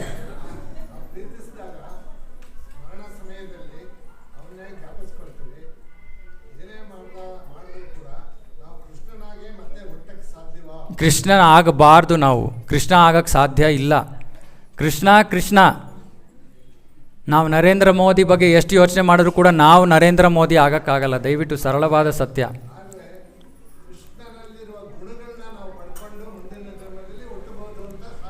ಓಕೆ, ಸೊ ಇದಕ್ಕೆ ಸ್ವಲ್ಪ ನಾನು ಇನ್ನಷ್ಟು ಸ್ವಲ್ಪ ಇದಕ್ಕೆ ಸ್ಪಷ್ಟತೆ ಕೊಡ್ತೀನಿ. ಭಗವಂತನಲ್ಲಿ, ಶಾಸ್ತ್ರದಲ್ಲಿ ಹೇಳ್ತಾರೆ, ಭಗವಂತನಲ್ಲಿ ಅಗಣಿತ ಗುಣಗಳಿವೆ. ಅಗಣಿತ ಗುಣಗಳಲ್ಲಿ ಭಗವಂತನಲ್ಲಿ ವಿಶಿಷ್ಟವಾದ 64 ಗುಣಗಳಿವೆ. 64. ಸಾಮಾನ್ಯ ಜೀವಿ, ಭೌತಿಕ ಜಗತ್ತಿನಲ್ಲಿ ಜನ್ಮ ಪಡ್ಕೊಂಡಿರುವಂಥ ಜೀವಿ 50 ಗುಣಗಳ ತನಕ, ಭಗವಂತನಿರೋ 64 ಗುಣಗಳಲ್ಲಿ 50 ಗುಣಗಳ ತನಕ ಅವನು ಪಡ್ಕೋಬಹುದು. ಅರೆ ಬಹಳ ಅಲ್ಪ ಪ್ರಮಾಣದಲ್ಲಿ ಅಂತಹ ವ್ಯಕ್ತಿ ಬ್ರಹ್ಮದೇವನಾಗ್ತಾನೆ. ಅಷ್ಟು ಯೋಗ್ಯತೆಯ ವಿಷಯ ಅದು. ಅಲ್ಪ ಪ್ರಮಾಣದಲ್ಲಿ ಭಗವಂತನಲ್ಲಿರೋ 50 ಗುಣಗಳನ್ನು ಜೀವಿ ಪಡ್ಕೋಬೋದು. ಆದರೆ ಆ ಗುಣಗಳು ಸಾಕು ಕೃಷ್ಣ ನಮ್ಮನ್ನು ಸ್ವೀಕಾರ ಮಾಡೋಕ್ಕೆ. ಕೃಷ್ಣ ನಮ್ಮನ್ನು ಅದಕ್ಕಿಂತ ಜಾಸ್ತಿ ಗುಣಗಳಿರಬೇಕು ಅಂತ ಅಪೇಕ್ಷೆ ಪಡಲ್ಲ. ಯಾಕಂದರೆ ಜೀವಿ ಆದವನು ಅದಕ್ಕಿಂತ ಜಾಸ್ತಿ ಗುಣಗಳು ಪಡ್ಕೊಳ್ಳೋಕ್ಕಾಗಲ್ಲ. ಆದರೆ ಕೃಷ್ಣ ಭಗವದ್ಗೀತೆಯಲ್ಲಿ ಹೇಳ್ತಾನೆ, ಮದ್ಭಾವಂ, ನನ್ನ ಭಾವವನ್ನು, ಅಂದರೆ ನಾನು ಇರೋವಂಥ ಜಾಗ, ನನ್ನ ಜೊತೆ, ಇವೆಲ್ಲವನ್ನು ನಾನು ದಯಪಾಲಿಸ್ಬಿಡ್ತೀನಿ ಜೀವಿಗೆ. ಹಾಗಾಗಿ ಯಾವ ಜೀವಿ ಈ ರೀತಿ ಭಗವಂತನ ಹೆಸರನ್ನು ತಗೊಂಡು ಆ ದೇಹವನ್ನು ತ್ಯಜಿಸ್ತಾನೋ ಅವನಿಗೆ ಯಾವ ಯೋಗ್ಯತೆ ಇಲ್ಲದೆ ಇರೋ ಭಗವಂತ ಅವನನ್ನು ತನ್ನ ಧಾಮಕ್ಕೆ ಕರ್ಕೊಂಡು ಬಿಡ್ತಾನೆ ಅಷ್ಟೇ. ಆಮೇಲೆ ಭಗವಂತನ ಜೊತೆ ಅಲ್ಲಿದ್ದು ಭಗವಂತನಿಗೆ ಸೇವೆ ಮಾಡೋದು ನಮ್ಮ ಕೆಲಸ. ನಾವಲ್ಲಿ ಹೋಗಿ ನಾವು ಕೂತ್ಕೊಂಡು ನಾವು ಆನಂದಿಸಕ್ಕೆ ಹೋಗ್ತಾ ಇಲ್ಲ.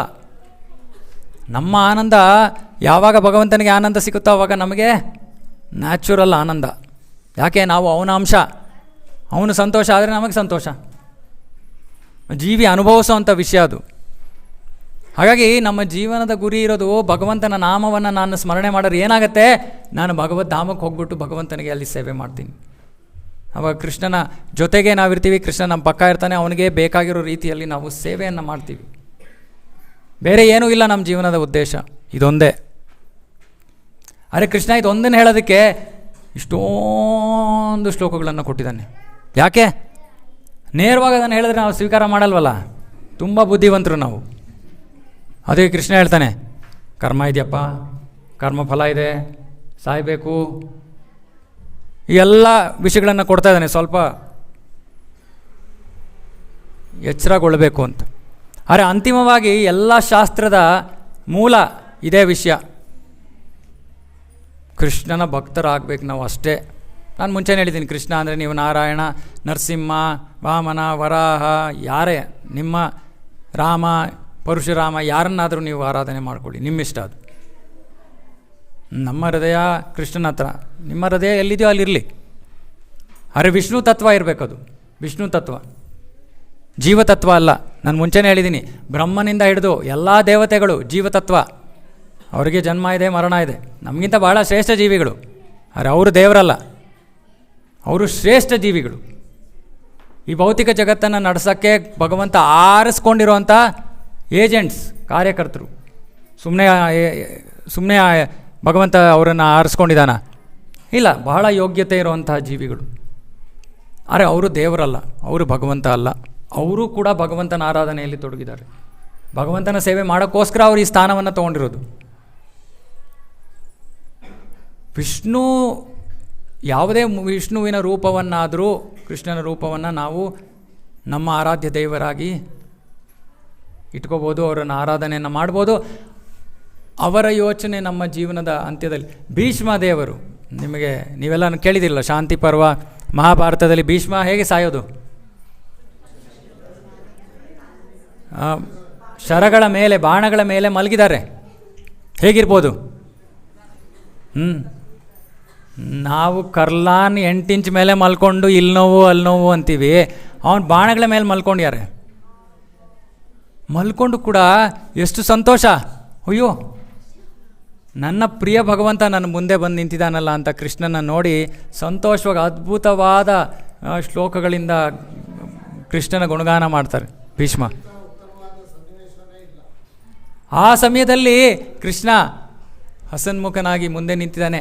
ಕೃಷ್ಣ 2 ಕೈ ಇದು 2 ಸಾಮಾನ್ಯ ತನ್ನ ಸ್ವಯಂ ರೂಪದಲ್ಲಿ ಇದ್ದಾನೆ. ಆದರೆ ಭೀಷ್ಮ ನೋಡ್ತಾ ಇರೋದು ಅವರ ಇಷ್ಟದೇವ. ಅವರ ಇಷ್ಟದೇವ ಯಾರು? ಪಾರ್ಥ ಸಾರಥಿ ಅಂತ, ವಿಷ್ಣುವಿನ ರೂಪ, ಚತುರ್ಭುಜ ರೂಪ. ಅವರು ಅದನ್ನು ನೋಡ್ತಾ ಇದ್ದಾರೆ ಕೃಷ್ಣನಲ್ಲಿ. ನೋಡಿ ಅವರು ಆ ಧಾಮಕ್ಕೆ ಹೋಗ್ತಾರೆ. ಶಾಸ್ತ್ರದಲ್ಲಿ ಬೇಕಾದಷ್ಟು ಈ ರೀತಿ ಇದೆ. ಅದಕ್ಕೆ ಹೇಳೋದು, ಭಕ್ತರಿಗೆ ಸಾವಿಲ್ಲ, ಭಕ್ತರು ಸಾಯೋದಿಲ್ಲ. ಓಕೆನಾ? ಇವತ್ತಿಲ್ಲೇ ಕೂತಿರ್ತೀರ ನೀವು ಹಿಂಗೆ, ಇವತ್ತು ಪ್ರಸಾದ ಗಿಸಾದ ಏನಿಲ್ಲ. ಓಕೆ, ಮುಗಿಸೋಣ. ಓಕೆನಾ? ಭಕ್ತಿ ಮಾಡಬೇಕು, ಹರೇ ಕೃಷ್ಣ ಮಹಾಮಂತ್ರ ಜಪ ಮಾಡಬೇಕು, ಇದೇ ಮುಖ್ಯವಾದದ್ದು. ಕಲಿಯುಗದಲ್ಲಿ ಬೇರೆ ಯಾವ ವಿಧಾನವೂ ಇಲ್ಲ. ಹರೇರ್ನಾಮ ಹರೇರ್ನಾಮ ಹರೇರ್ನಾಮೇವ ಕೇವಲಂ ಕಲವು ನಾಸ್ತಿಯೇವ ನಾಸ್ತಿಯೇವ ನಾಸ್ತಿಯೇವ ಗತಿರನ್ಯತ. ಬೇರೆ ಗತಿ ಇಲ್ಲ, ಹರಿನಾಮವನ್ನೇ ನಾವು ತಗೋಬೇಕು. ಓಕೆ, ಹರೇ ಕೃಷ್ಣ. ಒಂದು ಸತಿ ಎಲ್ಲರೂ ಜೋರಾಗಿ ಹರಿನಾಮವನ್ನು ಹೇಳೋಣ. ಹರೇ ಕೃಷ್ಣ ಕೃಷ್ಣ ಕೃಷ್ಣ ಹರೇ ಹರೇ, ಹರೇ ರಾಮ ರಾಮ ರಾಮ. ನೆನ್ಪಿಟ್ಕೊಳ್ಳಿ, ಜೀವನದಲ್ಲಿ ಏನೇ ಬರಲಿ, ಸುಖ ಬರಲಿ ದುಃಖ ಬರಲಿ ಏನೋ ಆಗಲಿ, ಇನ್ನೂ ಸುಮ್ಮನೆ ಕೃಷ್ಣನ ನಾಮ ಬಾಯಿಗೆ ಬರ್ತಾ ಇರಬೇಕಷ್ಟೆ. ತಲೆನೋವ ಕೃಷ್ಣ, ಹುಳಿ ಚೆನ್ನಾಗಿತ್ತು ಕೃಷ್ಣ ಚೆನ್ನಾಗಿತ್ತು.